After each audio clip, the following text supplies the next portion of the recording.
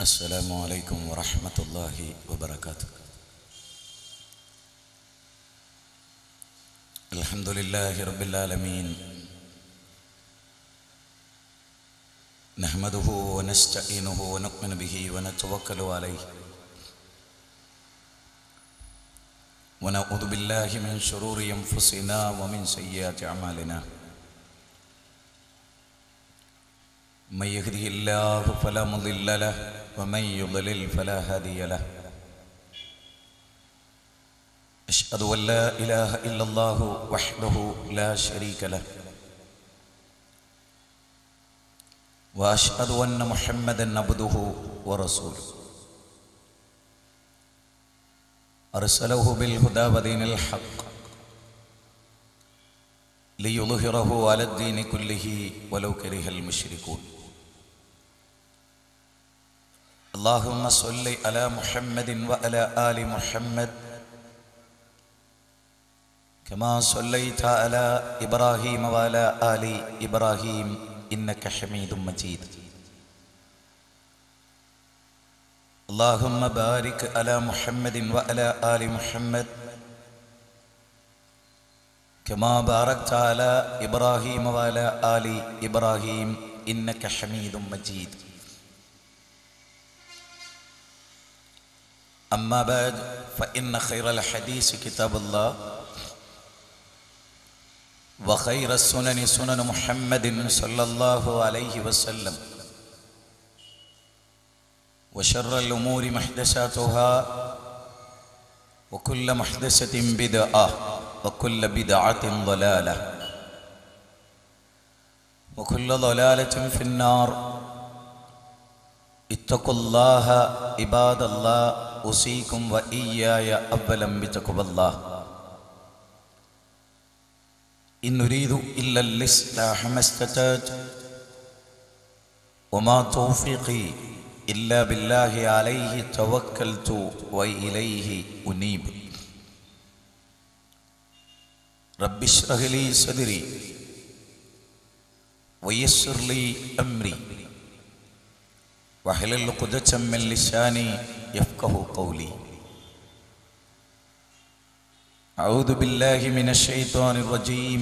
بسم الله الرحمن الرحيم. فأقم وجهك للدين حنيفا فطرة الله التي فطر الناس عليها لا تبديل لخلق الله ذلك الدين القيم ولكن أكثر الناس لا يعلمون. തമേവ ശരണം ഗച്ഛ സർവഭാവേന ഭാരത തൽപ്രസാദാത് പരം ശാന്തി സ്ഥാനം പ്രാപ്സ്യസി ശാശ്വതം. വേദിയിലെ മഹൽ വ്യക്തിത്വങ്ങളെ, ഈ മഹത്തായ പ്രോഗ്രാമിൽ സമ്മേളിക്കാൻ എത്തിച്ചേർന്നിട്ടുള്ള സഹോദരന്മാരെ, സഹോദരികളെ, അന്തിക്കാട് ടൗണിൽ ഉച്ചഭാഷണിയിലൂടെ എൻ്റെ ശബ്ദം കേട്ടുകൊണ്ടിരിക്കുന്ന ഇതര മത ആദർശ വിശ്വാസികളായിട്ടുള്ള സഹൃദയരെ, ഇന്ത്യ എന്ന് പറയുന്ന മഹാരാജ്യം ഗിവൻ ടേക്ക് പോളിസി സ്വീകരിച്ചിട്ടുള്ള ആദാനപ്രധാനമായ സ്വഭാവങ്ങൾ സ്വീകരിച്ചിട്ടുള്ള ഒരു മണ്ണാണ് നമ്മുടെ രാജ്യം. വിശ്വോത്തരങ്ങളായ 3 പ്രബല മതങ്ങളെ സാഗൂതം കൈനീട്ടി സ്വീകരിച്ച പാരമ്പര്യമാണ് ഇന്ത്യ മഹാരാജ്യത്തിൻ്റെ സവിശേഷതകളിലൊന്നായി നാം പറയുന്നത്. അമ്പലങ്ങളിൽ നിന്നുള്ള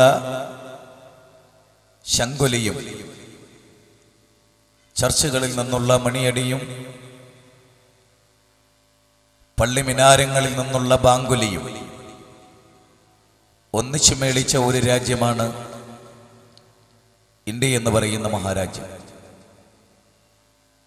എത്ര മതങ്ങളാണ് ഈ നാട്ടിൽ ഉദയം ചെയ്തത്? എത്ര മതങ്ങളാണ് ഈ നാട്ടിൽ ഉദിക്കുകയും അസ്തമിക്കുകയും ചെയ്തു പോയിട്ടുള്ളത്. ഇവിടെ അന്തിക്കാട് ഒരു സലഫി സെന്റർ, പ്രപഞ്ചനാഥനെ സാഷ്ടാംഗം ചെയ്യുന്ന ഒരു മസ്ജിദ്, അതിൻ്റെ ഉദ്ഘാടനത്തോടനുബന്ധിച്ചുള്ള സാംസ്കാരിക സമ്മേളനത്തിൻ്റെ സമാപനത്തിലാണ് ഞാനും നിങ്ങളുമുള്ളത്. എന്തിനാണ് മതം അല്ലെങ്കിൽ ആ മത സന്ദേശങ്ങളിൽ മനുഷ്യർ വിശ്വസിക്കുന്നത്? എന്തിനാണ്? ആരാണ് ദൈവം? എന്താണ് മനുഷ്യജീവിതത്തിൻ്റെ മൗലികമായ ലക്ഷ്യം? എല്ലാ മതവിഭാഗങ്ങളും അവർ വിശ്വസിക്കുന്ന മതത്തെ പുൽകുന്നത് അതാണ് വിമോചന ദർശനം എന്ന നിലയിലാണ്. ഹിന്ദുമതവും ഇസ്ലാമും ക്രിസ്തുമതവുമെല്ലാം പ്രബല മതങ്ങളായി ഇന്ത്യയിൽ നിലനിൽക്കുകയും വളരുകയും ചെയ്തുകൊണ്ടിരിക്കുന്നു. പരസ്പരം അറിയാത്ത, പരസ്പരം വിദ്വേഷം വെച്ച് പുലർത്തുന്ന അതീവ ദയനീയമായ വേദനാജനകമായ അവസ്ഥാവിശേഷങ്ങളിലൂടെ ഇന്ത്യ എന്ന് പറയുന്ന മഹാരാജ്യമല്ല, ലോകം മുഴുവനും ഇന്ന് കടന്നുപോയിക്കൊണ്ടിരിക്കുകയാണ്. പരസ്പരം കണ്ടുകൂടാത്ത, തമ്മിൽ ഇഷ്ടമില്ലാത്ത ഒരവസ്ഥാവിശേഷം ഇവിടെയുണ്ട്.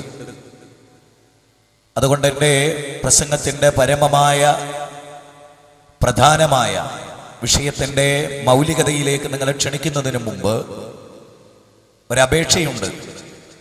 ഓരോ വാചകങ്ങളും ശ്രദ്ധിക്കണം.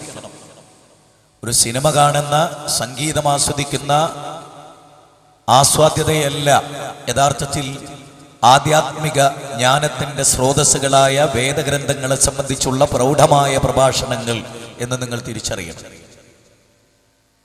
പ്രഭാഷണങ്ങൾ സമൂഹത്തിൻ്റെ പരിവർത്തനത്തിന് ഉതകുന്നതാകണം എന്ന വിശ്വാസക്കാരനാണ് ഞാൻ.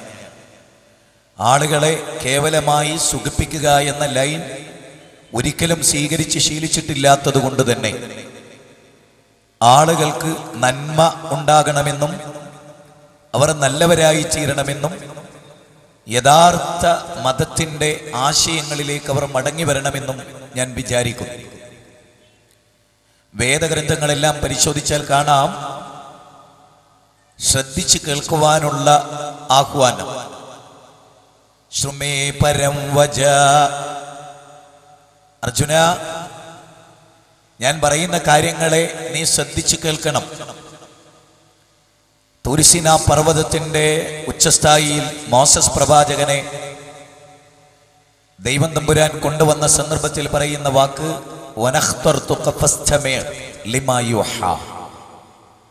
വിശുദ്ധ ഖുർആനിലെ 20-ാം അധ്യായം 13-ാമത്തെ വചനമാണ്. മൂസ, പരിശുദ്ധമായ തുവാ തായ്വരയിലാണ് താങ്കളുള്ളത്. അതുകൊണ്ട് ചെരുപ്പഴിച്ചു വെച്ച് ഈ തായ്വരയുടെ പരിശുദ്ധത മാനിച്ച് ഞാൻ താങ്കൾക്ക് നൽകുന്ന ദിവ്യബോധനത്തെ സശ്രദ്ധം ശ്രദ്ധിച്ചു കേൾക്കുക എന്ന് ഖുർആൻ മനുഷ്യരെ ഏറെ മൗലികമായി പറയുകയാണ്. എൻ്റെ അടിമകൾക്ക് സന്തോഷവാർത്ത അറിയിക്കുക പ്രവാചകനെ, വാചകങ്ങൾ ശ്രദ്ധിച്ചു കേൾക്കുകയും അതിലേറ്റവും നല്ലതിനെ ഫോളോ ചെയ്യുകയും ചെയ്യുന്ന ആളുകൾ ഉലായികല്ലദീന ഹദാഹുമുല്ലാഹ്, അവർക്കാകുന്നു അല്ലാഹു മാർഗദർശനം നൽകുന്നത്, അവരാകുന്നു ബുദ്ധിജീവികളെന്നും വിശുദ്ധ ഖുർആൻ നമ്മെ പഠിപ്പിക്കുകയാണ്. അന്വേഷിപ്പിൻ കണ്ടെത്തും, മുട്ടുവിൻ തുറക്കപ്പെടും, ചോദിപ്പിൻ നൽകപ്പെടുമെന്നെല്ലാം ബൈബിളിലെ വാചകവും നമ്മൾ കാണാറുണ്ട്. അവിടെ ഏറ്റവും ഗൗരവമായി രാമായണ പശ്ചാത്തലത്തിൽ ശ്രീരാമനെ കാട്ടിലയക്കുന്ന രംഗത്ത് ലക്ഷ്മണന് കോപം വന്നു. ലക്ഷ്മണൻ പറഞ്ഞു, കാമവിവശനായ എൻ്റെ അച്ഛൻ നിന്നോട് കാട്ടിൽ പോകാൻ പറഞ്ഞുവല്ലേ? എൻ്റെ ആവനാഴിയിലെ അമ്പ് വാർദ്ധക്യ സഹജമായി എനിക്ക് കുത്തിപ്പിടിക്കാനുള്ള വടിയല്ല. എൻ്റെ അരയിൽ തൂക്കിയിരിക്കുന്ന വാള് അലങ്കാരത്തിന് തൂക്കിയതല്ല. അതുകൊണ്ട് കാമവിവശനായ അച്ഛനെ, ദശരഥ മഹാരാജാവിനെ ഞാൻ കൊല്ലുമെന്ന് വൈകാരികമായി ലക്ഷ്മണൻ പ്രതികരിക്കുന്ന രംഗത്ത് ശ്രീരാമൻ ഒന്നും പറഞ്ഞില്ലേ? ചിത്രകൂടത്തിൽ വന്നപ്പോൾ രാമൻ ചോദിച്ചു, വത്സ സൗമിത്രേ കുമാര, നീ കേൾക്കണം മത്സരാദ്യം വെടിഞ്ഞെന്നുട വാക്കുകൾ. അല്ലയോ സുമിത്രയുടെ പുത്ര, നീ നിന്റെ മത്സരങ്ങളെല്ലാം മാറ്റിവെച്ച് ഞാൻ പറയുന്നത് നീ ഒന്ന് ശ്രദ്ധിച്ചു കേൾക്കണം. സംസാര നാശിനി ആയത് വിദ്യയും സംസാരകാരിണി ആയത് വിദ്യയും. നിന്നെ ഇങ്ങനെയൊക്കെ പറയിപ്പിച്ചത് നിന്റെ അറിവില്ലായ്മയാണ്. അതുകൊണ്ട് നീ ഞാൻ പറയുന്ന കാര്യങ്ങൾ പ്രത്യേകമായി ശ്രദ്ധിച്ചു കേൾക്കണം. ഭോഗങ്ങളെല്ലാം ക്ഷണപ്രഭാചഞ്ചലം വേഗേന നഷ്ടമായി സുമോർക്ക നീ. വല്ലാത്ത വരികളാണത്. ഭോഗങ്ങളെല്ലാം ക്ഷണപ്രഭാചഞ്ചലം വേഗേന നഷ്ടമായി സുമോർക്ക നീ. രാജാധികാരം, ഉന്നത പദവികള്, പ്രധാനമന്ത്രി പദം, പ്രസിഡന്റ്, ഒരു മഹാ തറവാടിന്റെ ഡയറക്ടർ, ഇതെല്ലാം എന്താണ്? ഈ സുഖാസ്വാദനങ്ങളെല്ലാം എളുപ്പത്തിൽ നശിച്ചു പോകും. വേഗേന നഷ്ടമായി സുമോർക്ക നീ. നിന്റെ ആയുസ്സും വേഗത്തിൽ നഷ്ടപ്പെട്ടു പോകും. അതുകൊണ്ട് ഞാൻ പറയുന്ന കാര്യങ്ങൾ ശ്രദ്ധിച്ചു കേൾക്കൂ എന്ന് ശ്രീരാമൻ അവിടെ പറയുകയാണ്. ഞാൻ ആമുഖമായി ഇത് സൂചിപ്പിച്ചത്, അന്തിക്കാട് പ്രദേശത്ത് മുസ്ലിങ്ങളല്ലാത്ത ധാരാളം ആളുകൾ ഈ പ്രസംഗം പല സ്ഥലങ്ങളിൽ ഇരുന്ന് കേൾക്കുന്നുണ്ടാവും. യഥാർത്ഥത്തിൽ നമ്മൾ ആരാ? ആലോചിച്ചിട്ടുണ്ടോ നമ്മളൊക്കെ ആരാ? നമ്മളെല്ലാം പറയും ഞങ്ങൾ ഹിന്ദുക്കളാണ്, നിങ്ങൾ മുസ്ലിമീങ്ങളാണ്, ഞങ്ങളുടെ ദൈവം വേറെയാണ്, നിങ്ങളുടെ ദൈവം അള്ളാഹു ആണ് എന്നെല്ലാം ആളുകൾ പറയും. യഥാർത്ഥത്തിൽ അത് ശരിയാണോ? ഇവിടെ മനുഷ്യരാരാണ്? ആദം അലൈഹിസ്സലാമിൻ്റെയും ഹവ്വാ ബീവിയുടെയും മക്കളാണ് ലോകത്തുള്ള എല്ലാ മനുഷ്യരും. എല്ലാവരും ഒരച്ഛനും ഒരമ്മയുമായാണ് നമ്മുടെ ബന്ധം. ഹവ്വാ ബീവിയുടെ പൊക്കിൾ കൊടിയുമാണ് ലോകത്തുള്ള എല്ലാ മനുഷ്യരുടെയും ബന്ധം. 120 കോടി മനുഷ്യരുണ്ട് ഇന്ത്യ മഹാരാജ്യത്ത്. എല്ലാവരും ആരാണ്? ഒരു ദൈവത്തിൻ്റെ അടിമകളാണ്, ഒറ്റ ദൈവത്തിൻ്റെ അടിമകളാണ്. ആരാണ് ഈ ഭൂമുഖത്ത് സംവിധാനിച്ചത്? ആരാണ് സൂര്യനെ ഈ വിധം സംവിധാനിച്ച് നമുക്ക് പാകപ്പെടുത്തി തന്നത്? ആരാണ് ചന്ദ്രനെ നിലാവലകൾ നൽകുന്ന രാപ്പകലുകളുടെ പ്രയാണങ്ങളിൽ മുഖ്യ പങ്കാളിത്തം വഹിക്കുന്ന ഒരു മഹാത്ഭുതമായി ചന്ദ്രനെ സംവിധാനിച്ചത് ആരാണ്? ആരാണ്? ശ്രീരാമനാണ് എന്നൊരു ഹിന്ദുവും പറയില്ല. കാരണം രാമൻ ജനിക്കുന്നതിന് മുമ്പ് തന്നെ സൂര്യൻ ഉണ്ടായിരുന്നു. യേശുക്രിസ്തുവാണ് എന്ന് ഒരു ക്രിസ്ത്യാനിയും പറയില്ല. കാരണം യേശുക്രിസ്തു ജനിക്കുന്നതിന് മുമ്പ് ആകാശവും ഭൂമിയും സൂര്യനും ചന്ദ്രനും ഗാലക്സികളും കാട്ടാറുകളും സൗരയുധങ്ങളും ഗർജിക്കുന്ന സിംഹവും ആ ഗർജനം കേട്ട് ഓടി ഒളിക്കുന്ന മാൻപേടകളും പൂങ്കാവനങ്ങളും പുഷ്പങ്ങളും ലില്ലിപ്പൂവും പന്നീർപ്പൂവും എല്ലാം ഉണ്ടായിരുന്നു. ആരാ അതിനെ സംവിധാനിച്ചത്? ആ സംവിധായകൻ ലോകത്തെ സൃഷ്ടിക്കുകയും സംരക്ഷിക്കുകയും പരിപാലിക്കുകയും ചെയ്യുന്ന ലോകത്തിന്റെ നാഥൻ. നോക്ക്, ആകാശത്തിലെ കാർമേഘക്കീറുകളെ നോക്ക്. ആരാണ് അതിനെ ആട്ടിത്തൊളിച്ചു കൊണ്ടുപോകുന്നത്? ആരാണ് സൂര്യനെ നമുക്ക് സംവിധാനിച്ചത്? ആ സംവിധായകനെയാണ് അറബിയിൽ അൽ ഇലാഹ്. ഇസ്ലാമിനെ അറിയുക എന്നതാണ് എൻ്റെ ടോപ്പിക്. വാട്ട് ഈസ് ദി ഇസ്ലാം? എന്താണ് യഥാർത്ഥത്തിൽ ഇസ്ലാം?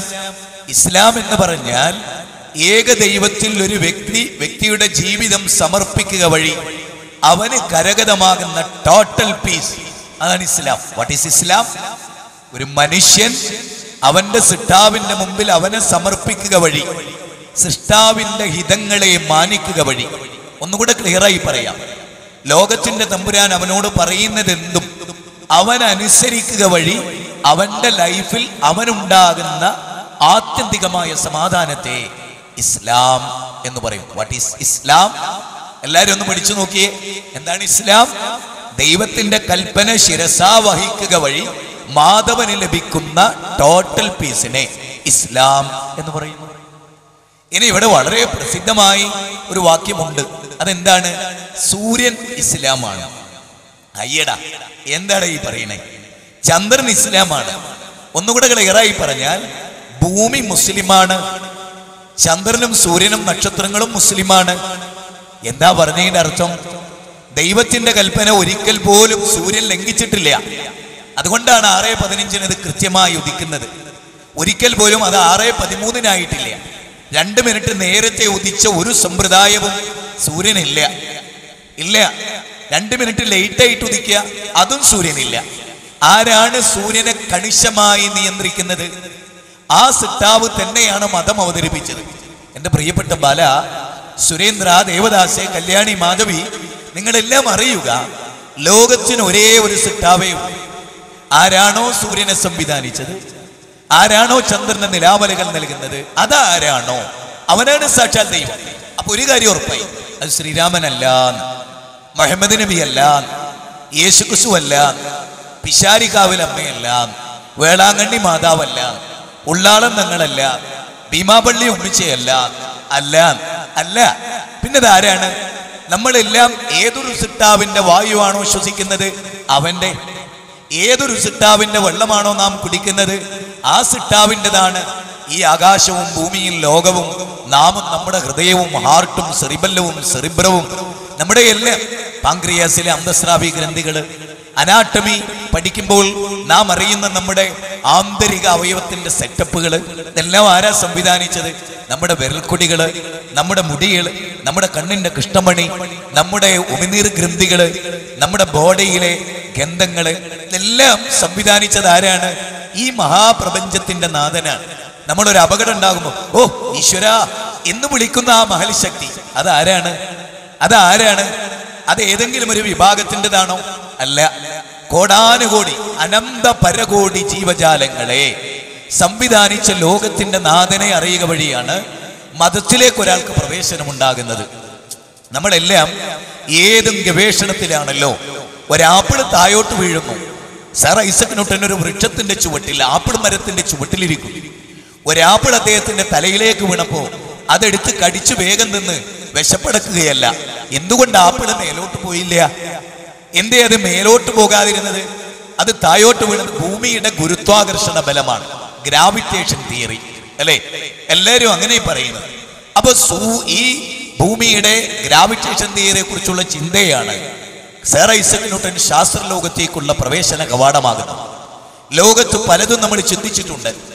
ഈ ഭൂമി 23 ഡിഗ്രിയിൽ സാങ്കല്പികമായ അച്ചുതണ്ടിൽ ഋതുഭേദങ്ങളുടെ നിമിത്തമായി, കാരണമായി, രാപ്പകലുകളുടെ പ്രയാണങ്ങളുടെ ചുക്കാൻ പിടിച്ചുകൊണ്ട് ഈ ഭൂമി സെക്കൻഡിൽ 30 കിലോമീറ്റർ വേഗതയിൽ സഞ്ചരിക്കും. അങ്ങാടികളിൽ ഉച്ചഭാഷണിയിൽ എന്റെ പ്രസംഗം കേൾക്കുന്ന കടക്കാരും, ഓട്ടോറിക്ഷ കാത്തു നിൽക്കുന്നവരും, ടാക്സി സ്റ്റാൻഡിൽ നിൽക്കുന്നവരും, അലസമായ അങ്ങാടിയിലെ ആവശ്യമില്ലാത്ത വർത്തമാനങ്ങളുമായി നിൽക്കുന്ന എല്ലാവരോടും വിനീതമായി, ഇതൊരു മസ്ജിദിന്റെ ഉദ്ഘാടന വേളയിൽ, അതിന്റെ സാംസ്കാരിക സമ്മേളനത്തിൽ, അതിന്റെ സമാപന പ്രഭാഷണമായി ഞാൻ നിങ്ങൾക്ക് അവതരിപ്പിച്ചു തരുന്നത് അവർഗീയമായ ഒരു വിശ്വാസത്തെയാണ്. തൊല്ലും തീവ്രവാദത്തിന്റെ തരിമ്പുകളില്ലാത്ത, പക്ഷപാതിത്വത്തിന്റെ തരിമ്പുകളില്ലാത്ത, കക്ഷിത്വത്തിന്റെ തരിമ്പുകളില്ലാത്ത ഉജ്ജ്വലമായ ഒരു ആദർശത്തെ നിങ്ങളുടെ മുമ്പിൽ അവതരിപ്പിക്കുകയാണ്.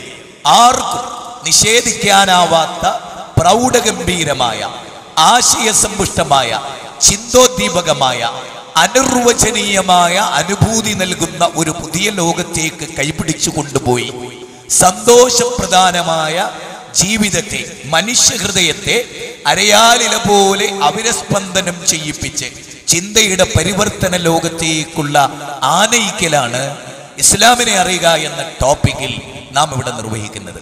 സഹോദര, മനുഷ്യൻ ഇതര ജീവവർഗങ്ങളിൽ നിന്ന് വ്യത്യസ്തനാണ് എന്ന് നാം ഒക്കെ അറിയും. സ്നേഹമാണ് ലോകത്തിന്റെ നിമിത്തമായി ഭവിക്കുന്നത്. എല്ലാവർക്കും അറിയാം, സ്നേഹത്തിൽ നിന്ന് ഉദിക്കുന്നു ലോകം, സ്നേഹത്താൽ വൃത്തി തേടുന്നു, സ്നേഹമാണ് അഖിലസാര മൊഴിയിൽ, സ്നേഹിക്ക ഉണ്ണി നീ നിന്നെ ദ്രോഹിക്കുന്ന ജനത്തെയും. വ്യക്തമാണ് കാര്യങ്ങൾ. സ്നേഹത്തിൽ നിന്നാണ് ലോകം ഉദിക്കുന്നത്. നമുക്ക് ഇന്ന് പരസ്പരം കണ്ടുകൂടായികയാണ്. അത് ആരാടാ? അത് BJP-കാരനാണ്, അതോ അത് NDF-കാരനാണ്. എടാ, ഓൻ എന്തെങ്കിലുമൊക്കെ ഒന്ന് ചെയ്യണല്ലോ. അവനെ ഈ അവനാരാ? നമ്മുടെ സഹോദരനല്ലേ? മനുഷ്യരെ ഒരേ സൂര്യനെ ആസ്വദിക്കുന്ന നമ്മളെല്ലാം, ഒരേ ഭൂമിയിൽ ജീവിക്കുന്ന നമ്മളെല്ലാം, ഒരേ മാർക്കറ്റിൽ പോയി ഫിഷ് വാങ്ങുന്ന നമ്മളെല്ലാം, പ്രസിദ്ധമായ ടെക്സ്റ്റൈൽസിൽ മാധവനും സുരേന്ദ്രനും ബഷീറും ദമയന്തിയും ആമിനയും ആയിഷയും കല്യാണിയും ഒന്ന് ചേർന്ന് പർച്ചേസിംഗ് നടത്തുന്നു അല്ലേ? ആരാധനാലയങ്ങൾ വ്യത്യസ്തമായി. അവിടെയാണ് നമ്മുടെ പ്രശ്നമുണ്ടായത്. നാം ഈ കാര്യങ്ങളെ സഗൗരവമായി തിരിച്ചറിയേണ്ടതുണ്ട് എന്ന് ഞാൻ ഉത്ബോധിപ്പിക്കുന്നത്. ഞാൻ ആർക്കു വേണ്ടിയും സംസാരിക്കുന്നില്ല. പടച്ചതമ്പുരാൻ അവതരിപ്പിച്ച ഹൃജുവായ വളരെ ശ്രേയസ്കരമായ ഒരു മതത്തിന്റെ പക്വതയാർന്ന അവതരണമാണ് ഞാൻ ഇവിടെ നടത്തുന്നത്. നിങ്ങൾ ആലോചിച്ചേ, ഈ ലോകം ഇങ്ങനെ നിലനിൽക്കും, നാളെയും ഇതിങ്ങനെ നിലനിൽക്കും. പിന്നെ ഒരു കാലഘട്ടത്തിൽ ഇത് തകർന്നു പോകും, ഇത് തകർന്ന് തരിപ്പണമാകും. കമാ ബദഅന അവ്വല ഖൽഖിൻ നുഈദു. സൂറത്ത് അംബിയായിലെ അവസാന ഭാഗമാണ്. ഈ സിംഗുലാരിറ്റിയിൽ നിന്ന് തുടങ്ങി ഇത് സിംഗുലാരിറ്റിയിലേക്ക് തന്നെ തിരിച്ചു പോകും. ഇത് ഒന്നുമില്ലായ്മയിൽ നിന്ന് ആരംഭിച്ച് ഒന്നുമില്ലായ്മയിലേക്ക് ഈ മഹാപ്രപഞ്ചം മടങ്ങിപ്പോകുന്ന അത്ഭുതകരമായ ഒരു സംഭവ വികാസം ഇവിടെ നടക്കാനിരിക്കുന്നു. അതിനു മുമ്പായി മനുഷ്യൻ അവനോട് ആവർത്തിച്ചാവർത്തിച്ച് ചോദിക്കുകയാണ്, വാലാട്ടി ഓടിപ്പോകുന്ന പട്ടിയിൽ നിന്ന് എന്നെ വ്യതിരിക്തമാക്കുന്ന അടിസ്ഥാന ഘടകം എന്താണ്? നമ്മുടെ മുമ്പിൽ ഒരു LP സ്കൂൾ നിലനിൽക്കുന്നു, അതിനപ്പുറത്ത് ഒരു സെക്കൻഡറി സ്കൂളോ ഹൈസ്കൂളോ നിലനിൽക്കുന്നു. ഇതെല്ലാം മനുഷ്യരുമായി ബന്ധപ്പെട്ട് നിൽക്കുകയാണ്. ഒരു പോത്തും സ്കൂളിൽ പഠിച്ചിട്ടില്ല. LKG UKG ഈ സംവിധാനങ്ങളൊന്നും ജന്തു ലോകത്തില്ല. പാസ്പോർട്ടുമായി എയർപോർട്ടിൽ നിൽക്കേണ്ടി വന്ന ഒരു എഞ്ചിനീയറായ പോത്തും ഒരു ഡോക്ടറായ പശുവും ലോകത്തുണ്ടായിട്ടില്ല. ജന്തു ലോകം ഇവിടെ ജീവിക്കുന്നു, അവ ഭക്ഷണം കഴിക്കുന്നു, അവ മരിച്ചു പോകുന്നു. അവിധം മനുഷ്യനും മരിച്ചു പോകാൻ പാടുണ്ടോ? ഇല്ല. അതുകൊണ്ടാണ് ഈ വിഷയം പഠിപ്പിച്ചെടുത്ത് എന്തു പറഞ്ഞത്?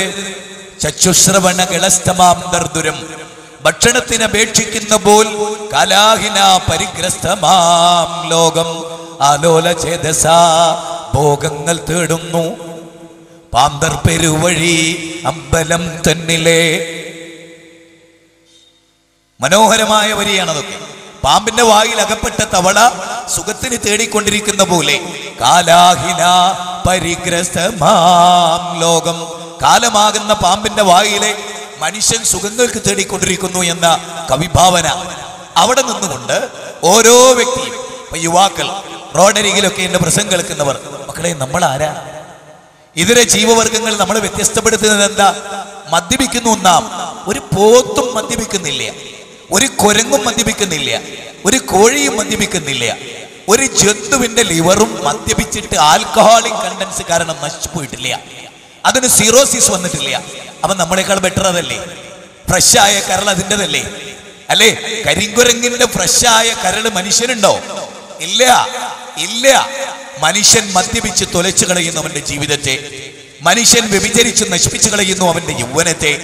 മയക്കുമരുന്നിന് അടിമപ്പെട്ട് അവസാനിപ്പിച്ചു കളയുന്നു അവന്റെ ജീവിതത്തെ. സ്വന്തത്തിന് ഉപകാരപ്പെടാത്ത, രാഷ്ട്രത്തിന് ഉപകാരപ്പെടാത്ത, മാതാപിതാക്കൾക്ക് ഉപകാരപ്പെടാത്ത ഒരു യൗവനമുണ്ട് ഇന്ത്യയിൽ. വ്രണിത ഹൃദയം പേറുന്ന പുതുതലമുറയുടെ ഒരു യൗവനം. ആ യൗവനം ഇന്നിവിടെ ഹോമിക്കപ്പെടുകയാണ്. ആർക്കും ഉപകാരമില്ലാത്ത നാഷണൽ വേസ്റ്റുകളായി ഒരു തലമുറ ഇവിടെ വളരുന്നുണ്ട്. അവിടെ ഇസ്ലാം മനുഷ്യന്റെ മുമ്പിൽ കൃത്യമായി ഒരു ജീവിതം വരച്ചു കാണിച്ചു. എന്താണത്? സഹോദരങ്ങളെ, ഞാൻ പറയുന്നത് ഇസ്ലാം മനുഷ്യന്റെ മുമ്പിൽ ഒരു ജീവിതം വരച്ചു കാണിച്ചു. ഒന്നാമതായി പറഞ്ഞു, മനുഷ്യ, നിന്നെ സൃഷ്ടിച്ച ഒരു നാഥനുണ്ട്. ഇതര ജീവവർഗങ്ങളിൽ നിന്ന് നിന്നെ സൃഷ്ടിച്ചതിന് മൗലികമായ ചില ലക്ഷ്യങ്ങളുണ്ട് മനുഷ്യ. അതെന്താണ്? നീ മരണത്തോടുകൂടി അവസാനിക്കുന്ന ജീവിതത്തിന്റെ ഉടമയല്ല. ജന്തുക്കളെ പോലെ നാക്കാലികൾ തിന്നുന്ന പോലെ, പൂത്തുങ്കാളയും തിന്നുന്ന പോലെ തിന്നും കുടിച്ചും ഭ്രമിച്ചും ഭോഗിച്ച് അങ്ങനെ കഴിച്ചു കൂട്ടേണ്ട ജീവിതമല്ല നിന്റേത്. വിശുദ്ധ ഖുർആനിലെ ഒരു പദം, ഖുർആനിലെ 8-ാം അധ്യായം 22-ാമത്തെ വചനം 22, അതിൽ പറയുന്നത് ഇന്ന ശർറദ്ദവാബി ഇൻദല്ലാഹ് സുമ്മും ബുക്മുൽ ലദീന ലാ യഅഖിലൂൻ. അല്ലാഹുവിന്റെ അടുത്ത് ദൈവസന്നിധിയിൽ ഏറ്റവും നികൃഷ്ടൻ ആരാണ്? ഏറ്റവും നികൃഷ്ടൻ തിന്നും കുടിച്ചും അങ്ങനെ ജീവിക്കുക. കണ്ണുണ്ട്, പക്ഷെ ആ കണ്ണുകൊണ്ട് അവൻ കാണുന്നില്ല. കാതുണ്ട്, അതുകൊണ്ട് കേൾക്കേണ്ടതവൻ കേൾക്കുന്നില്ല. ഹൃദയമുണ്ട്, പക്ഷെ ചിന്തിക്കേണ്ടതവൻ ചിന്തിച്ചില്ല. അതുകൊണ്ട് ഡഫ്, ബ്ലൈൻഡ് ആൻഡ് മ്യൂട്ടുള്ള, അന്ധതയും ബധിരതയും മൂകതയും ഉള്ളവനെ പോലെ നീ ഏറ്റവും വലിയ ജന്തുവാണ്. കാരണം ജന്തുവിനെ അതിന്റെ കേൾവി ശത്രുവിൽ നിന്ന് രക്ഷപ്പെടാനും അതുപോലെ ശത്രുവിനെ മണർച്ചറിയാനും, അതിന്റെ കാഴ്ചകളും അതെ. ഇതെല്ലാം അതൊരു പരിമിതമായ ലക്ഷ്യത്തിനാണ്. മനുഷ്യൻ്റെത് അതല്ല. ആസാമിലെ കഷ്ടപ്പെടുന്ന ജനങ്ങളുടെ കഷ്ടപ്പാടുകളെ ചാനലിൽ കാണുമ്പോൾ, അവരുടെ കരച്ചിൽ കേൾക്കുമ്പോൾ മനുഷ്യന്റെ മനസ്സിനെയാണ് സ്ട്രൈക്ക് ചെയ്യുന്നത്. ഞാൻ അവനെ സഹായിക്കേണ്ടതുണ്ട് എന്ന ബോധത്തിലേക്ക് മനുഷ്യൻ മാത്രമാണ് എത്തുന്നത്. ജന്തുലോകത്തിന് പരിമിതമാണ് ഇതെല്ലാം.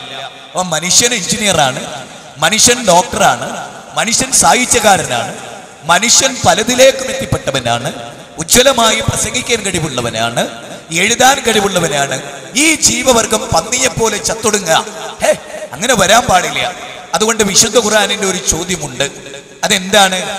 അം ഹസിബതും അന്നമാ ഖലഖനാകും അബസൻ വഅന്നകും ഇലൈനാ ലാ തുർജഊൻ.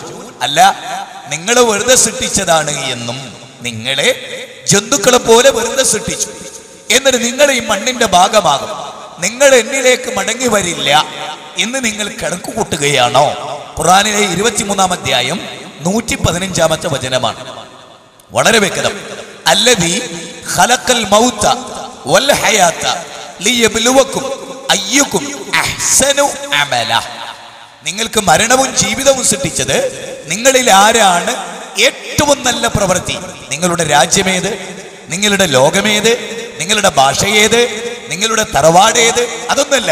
തദിഹ രമണീയാം ചരണേ ഹബ്യാശേ ഹയതേ രമണീയാം യോനി അപദ്യോരൻ ബ്രാഹ്മണയോനി വസുകരയോനി വചണ്ഡാലയോനി ചതുർവർണ്ണ്യം മായാസിട്ടം ഗുണകർമ്മ വിഭാഗശേ. ശ്രീമദ് ഭഗവത്ഗീതയിലും അതുപോലെ ഛന്ദോപനിഷത്തിലും ജാതീയതയുടെ 4 വിഭാഗത്തിന്റെ ബ്രാഹ്മണ, ക്ഷത്രിയ, ശൂദ്ര, വൈശ്യ ഇതെല്ലാം പിൽക്കാലത്ത് മനുഷ്യരുണ്ടാക്കിയാണ്.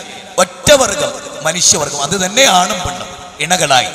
മനുഷ്യരിൽ അത്രേ ഉള്ളൂ 2 വിഭാഗങ്ങൾ, ഒറ്റ വർഗം, അതിൽ തന്നെ 2 ആണും പെണ്ണും എന്നതാണ്.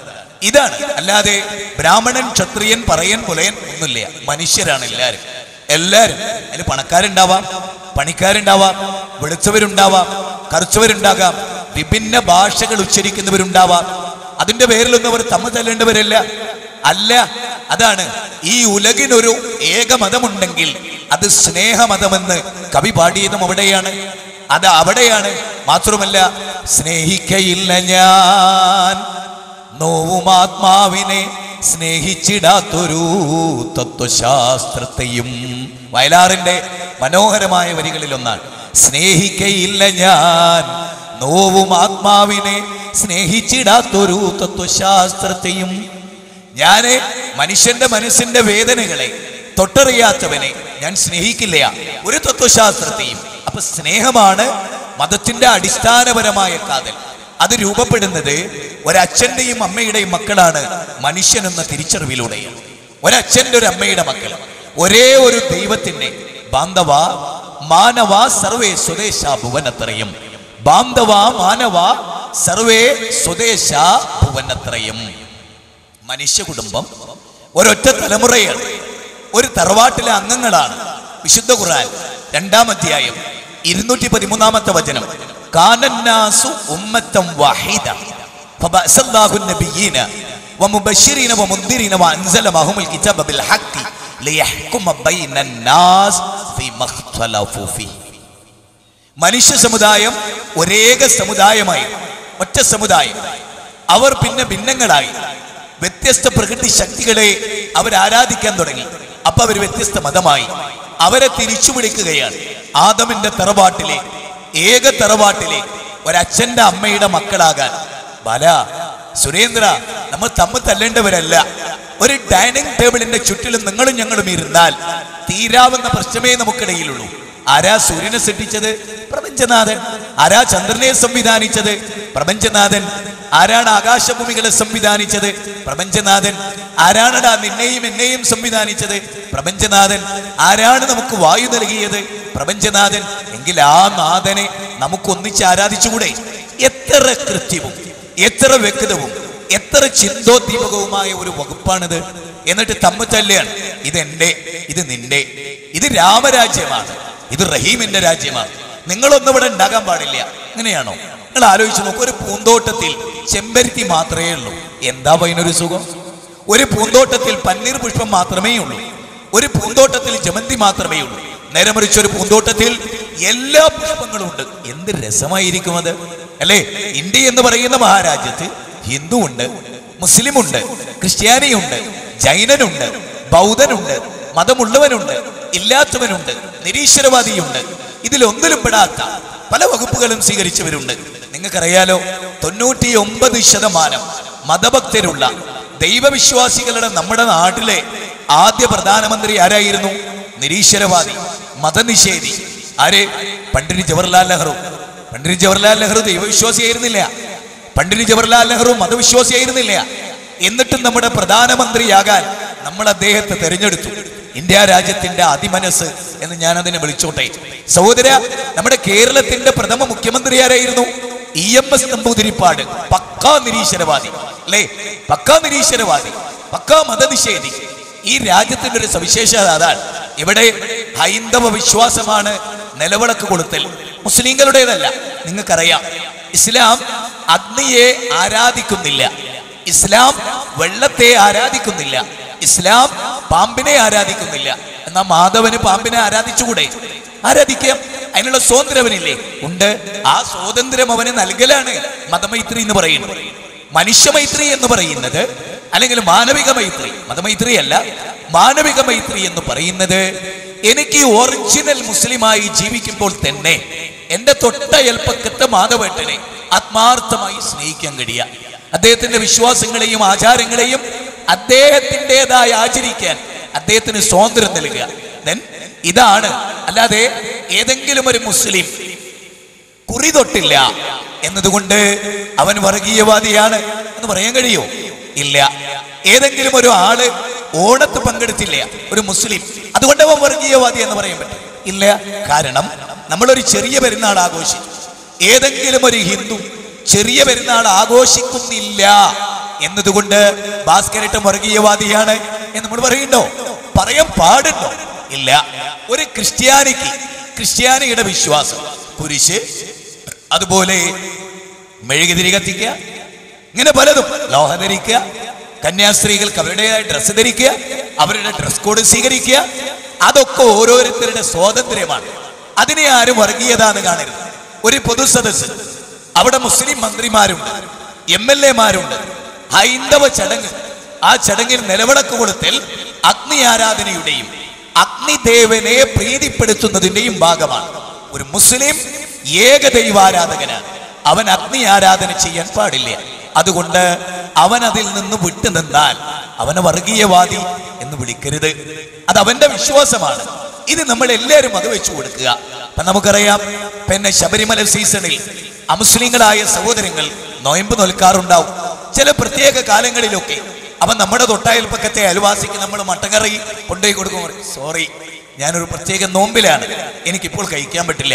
ഓ, നീ വർഗീയവാദിയല്ലേ, ഞാൻ നിന്ന് നിനക്ക് കഴിക്കാൻ പറ്റില്ലല്ലേ എന്ന് ചോദിച്ചാൽ അവൻ ജാഹിലാണ്, അറിവില്ലാത്തവനാണ്. കാരണം ആ ഹിന്ദുവിന്റെ വിശ്വാസം അവന് മനസ്സിന് സമാധാനം നൽകുന്നതാണ് അവനെ സംബന്ധിച്ചിടത്തോളം. അതാണ് അവന് ഇഷ്ടം. ആ ഇഷ്ടത്തെ അംഗീകരിച്ചു കൊടുക്കലാണ് മതസ്വാതന്ത്ര്യം എന്ന് പറയുന്നത്. അതുകൊണ്ടാണ് the preamble of constitution, Indian ഭരണഘടനയുടെ മൗലികാവകാശം, ഫണ്ടമെന്റൽ റൈറ്റ്സ്, അല്ലേ? 25-ാം ഖണ്ഡിക മുതൽ അവിടുന്ന് അങ്ങോട്ട് നാം വായിച്ചു നോക്കിയാൽ അവിടെ ശ്രീനാരായണ ഗുരുവിനെ നമ്മൾ മെനയാന്ന് ഓർത്തു. ഓർമ്മയുണ്ടാവണം, ശ്രീനാരായണ ഗുരുവിനെ നാം ഓർത്തു. ശ്രീനാരായണ ഗുരു പറയാണ്, ഒരാൾക്ക് ഹിന്ദു മതമാണ് മോക്ഷം എന്ന് തോന്നിയാൽ അത് അയാൾ തുറന്നു പ്രഖ്യാപിക്കണം, അതനുസരിച്ച് അയാൾ ജീവിക്കണം, അത് പ്രഖ്യാപിച്ചുകൊണ്ട് അയാൾ ജീവിക്കണം. ഇനി ഒരാൾക്ക് ഹിന്ദു മതം ശരിയല്ല, ഇസ്ലാമാണ് ശരി, ദെൻ അയാൾ അത് സ്വീകരിച്ചോട്ടെ. എന്തിനാ അയാളെ നിർബന്ധിക്കുന്നത്? ഇനി ഒരു മുസ്ലിമിന് ക്രിസ്ത്യാനിറ്റിയാണ് നല്ലത് എന്നൊരാൾക്ക് തോന്നുക, ആയിക്കോട്ടെ, അവരെ നിർബന്ധിക്കരുത്. പക്ഷേ ഇസ്ലാമിനെ സംബന്ധിച്ചിടത്തോളം ഇതിലൊരു കാഴ്ചപ്പാടുണ്ട്. അതെന്താണ്? ലോകത്ത് മത നിർബന്ധ പരിവർത്തനം എന്നത് ഇസ്ലാം ഒരിക്കലും അംഗീകരിച്ചിട്ടില്ല, ഒരിക്കലും. ഇത് നിങ്ങൾ വളരെ ഗൗരവമായി മനസ്സിലാക്കണം. ഞാൻ വിശുദ്ധ ഖുർആനിൽ നിന്ന് കുറച്ച് വചനങ്ങൾ പറഞ്ഞു തരാം, എല്ലാവരും ശ്രദ്ധിക്കുക. ഇതാണ് മതം, ഇതാണ് ഒറിജിനൽ മതം. പൗരോഹിത്യം ഉണ്ടാക്കുന്നത് മതമല്ല, പൗരോഹിത്യം തമ്മിൽ തല്ലിച്ചത് മതമല്ല, അല്ല. എല്ലാവരും ആലോചിക്കേണ്ടതാണ്. എന്താണ്? വിശുദ്ധ ഖുർആനിലെ 2-ാം അധ്യായം 256-ാമത്തെ സൂക്തം. ലാ ഇക്രാഹ ഫിദ്ദീൻ, മതത്തിൽ ബലാത്കാരമില്ല. മാധവനെ നിർബന്ധിച്ച് മുസ്ലിമാക്കേണ്ട ഡ്യൂട്ടി നിനക്കില്ല. കാരണം നന്മയും തിന്മയും വേർതിരിച്ചിരിക്കുന്നു. നന്മ ഏതെന്ന് തിന്മ ഏതെന്ന് വ്യക്തമായി ബോധ്യപ്പെട്ടിരിക്കുന്നു, വളരെ കണിശമായി ബോധ്യപ്പെട്ടിരിക്കുന്നു. ആയതിനാൽ നിനക്ക് എന്ത് ചെയ്യാം? നിനക്ക് ഇഷ്ടമുണ്ടെങ്കിൽ സ്വീകരിക്കാം, ഇഷ്ടമില്ലെങ്കിൽ നിനക്ക് തള്ളിക്കളയാം. ഒരു മതവിശ്വാസിയെയും ഇതര മതം സ്വീകരിക്കാൻ അരി കൊടുത്ത്, ചോറ് കൊടുത്ത്, മരുന്ന് കൊടുത്ത്, പാർപ്പിടമുണ്ടാക്കി കൊടുത്ത് ചെയ്യേണ്ടതല്ലെന്ന് വിലക്കിയ വിശുദ്ധ ഖുർആൻ 2-ാം അധ്യായം 272-ാമത്തെ വചനം, ലൈസ അലൈക ഹുദാഹുൻ, നീ അല്ല അവർക്ക് മാർഗദർശനം നൽകുന്നത്, മതത്തിലേക്ക് അവർക്ക് വഴി കാണിക്കുന്ന നീ അല്ല, അത് ദൈവത്തിന്റെ ഉത്തരവാദിത്തമാണ്. വമാ തുൻഫിഖൂ മിൻ ഖൈറിൻ ഫലിഅൻഫുസികും, നീ എന്തൊന്ന് പാവപ്പെട്ടവന് കൊടുത്താലും അത് നിനക്ക് വേണ്ടിയാ. അല്ലാതെ ഭാസ്കരന് നീ മരുന്ന് കൊടുക്കുന്നത് നാളെ അവൻ നിന്റെ മതം സ്വീകരിക്കാനല്ല. അല്ല, ഇസ്ലാമിന്റെ ഒരു പ്രത്യേകത അതാണ്. ഇസ്ലാമിന്റെ ഒരു പ്രത്യേകത, ഇസ്ലാമിന്റെ ആദർശം ജനങ്ങളോട് പറയാം.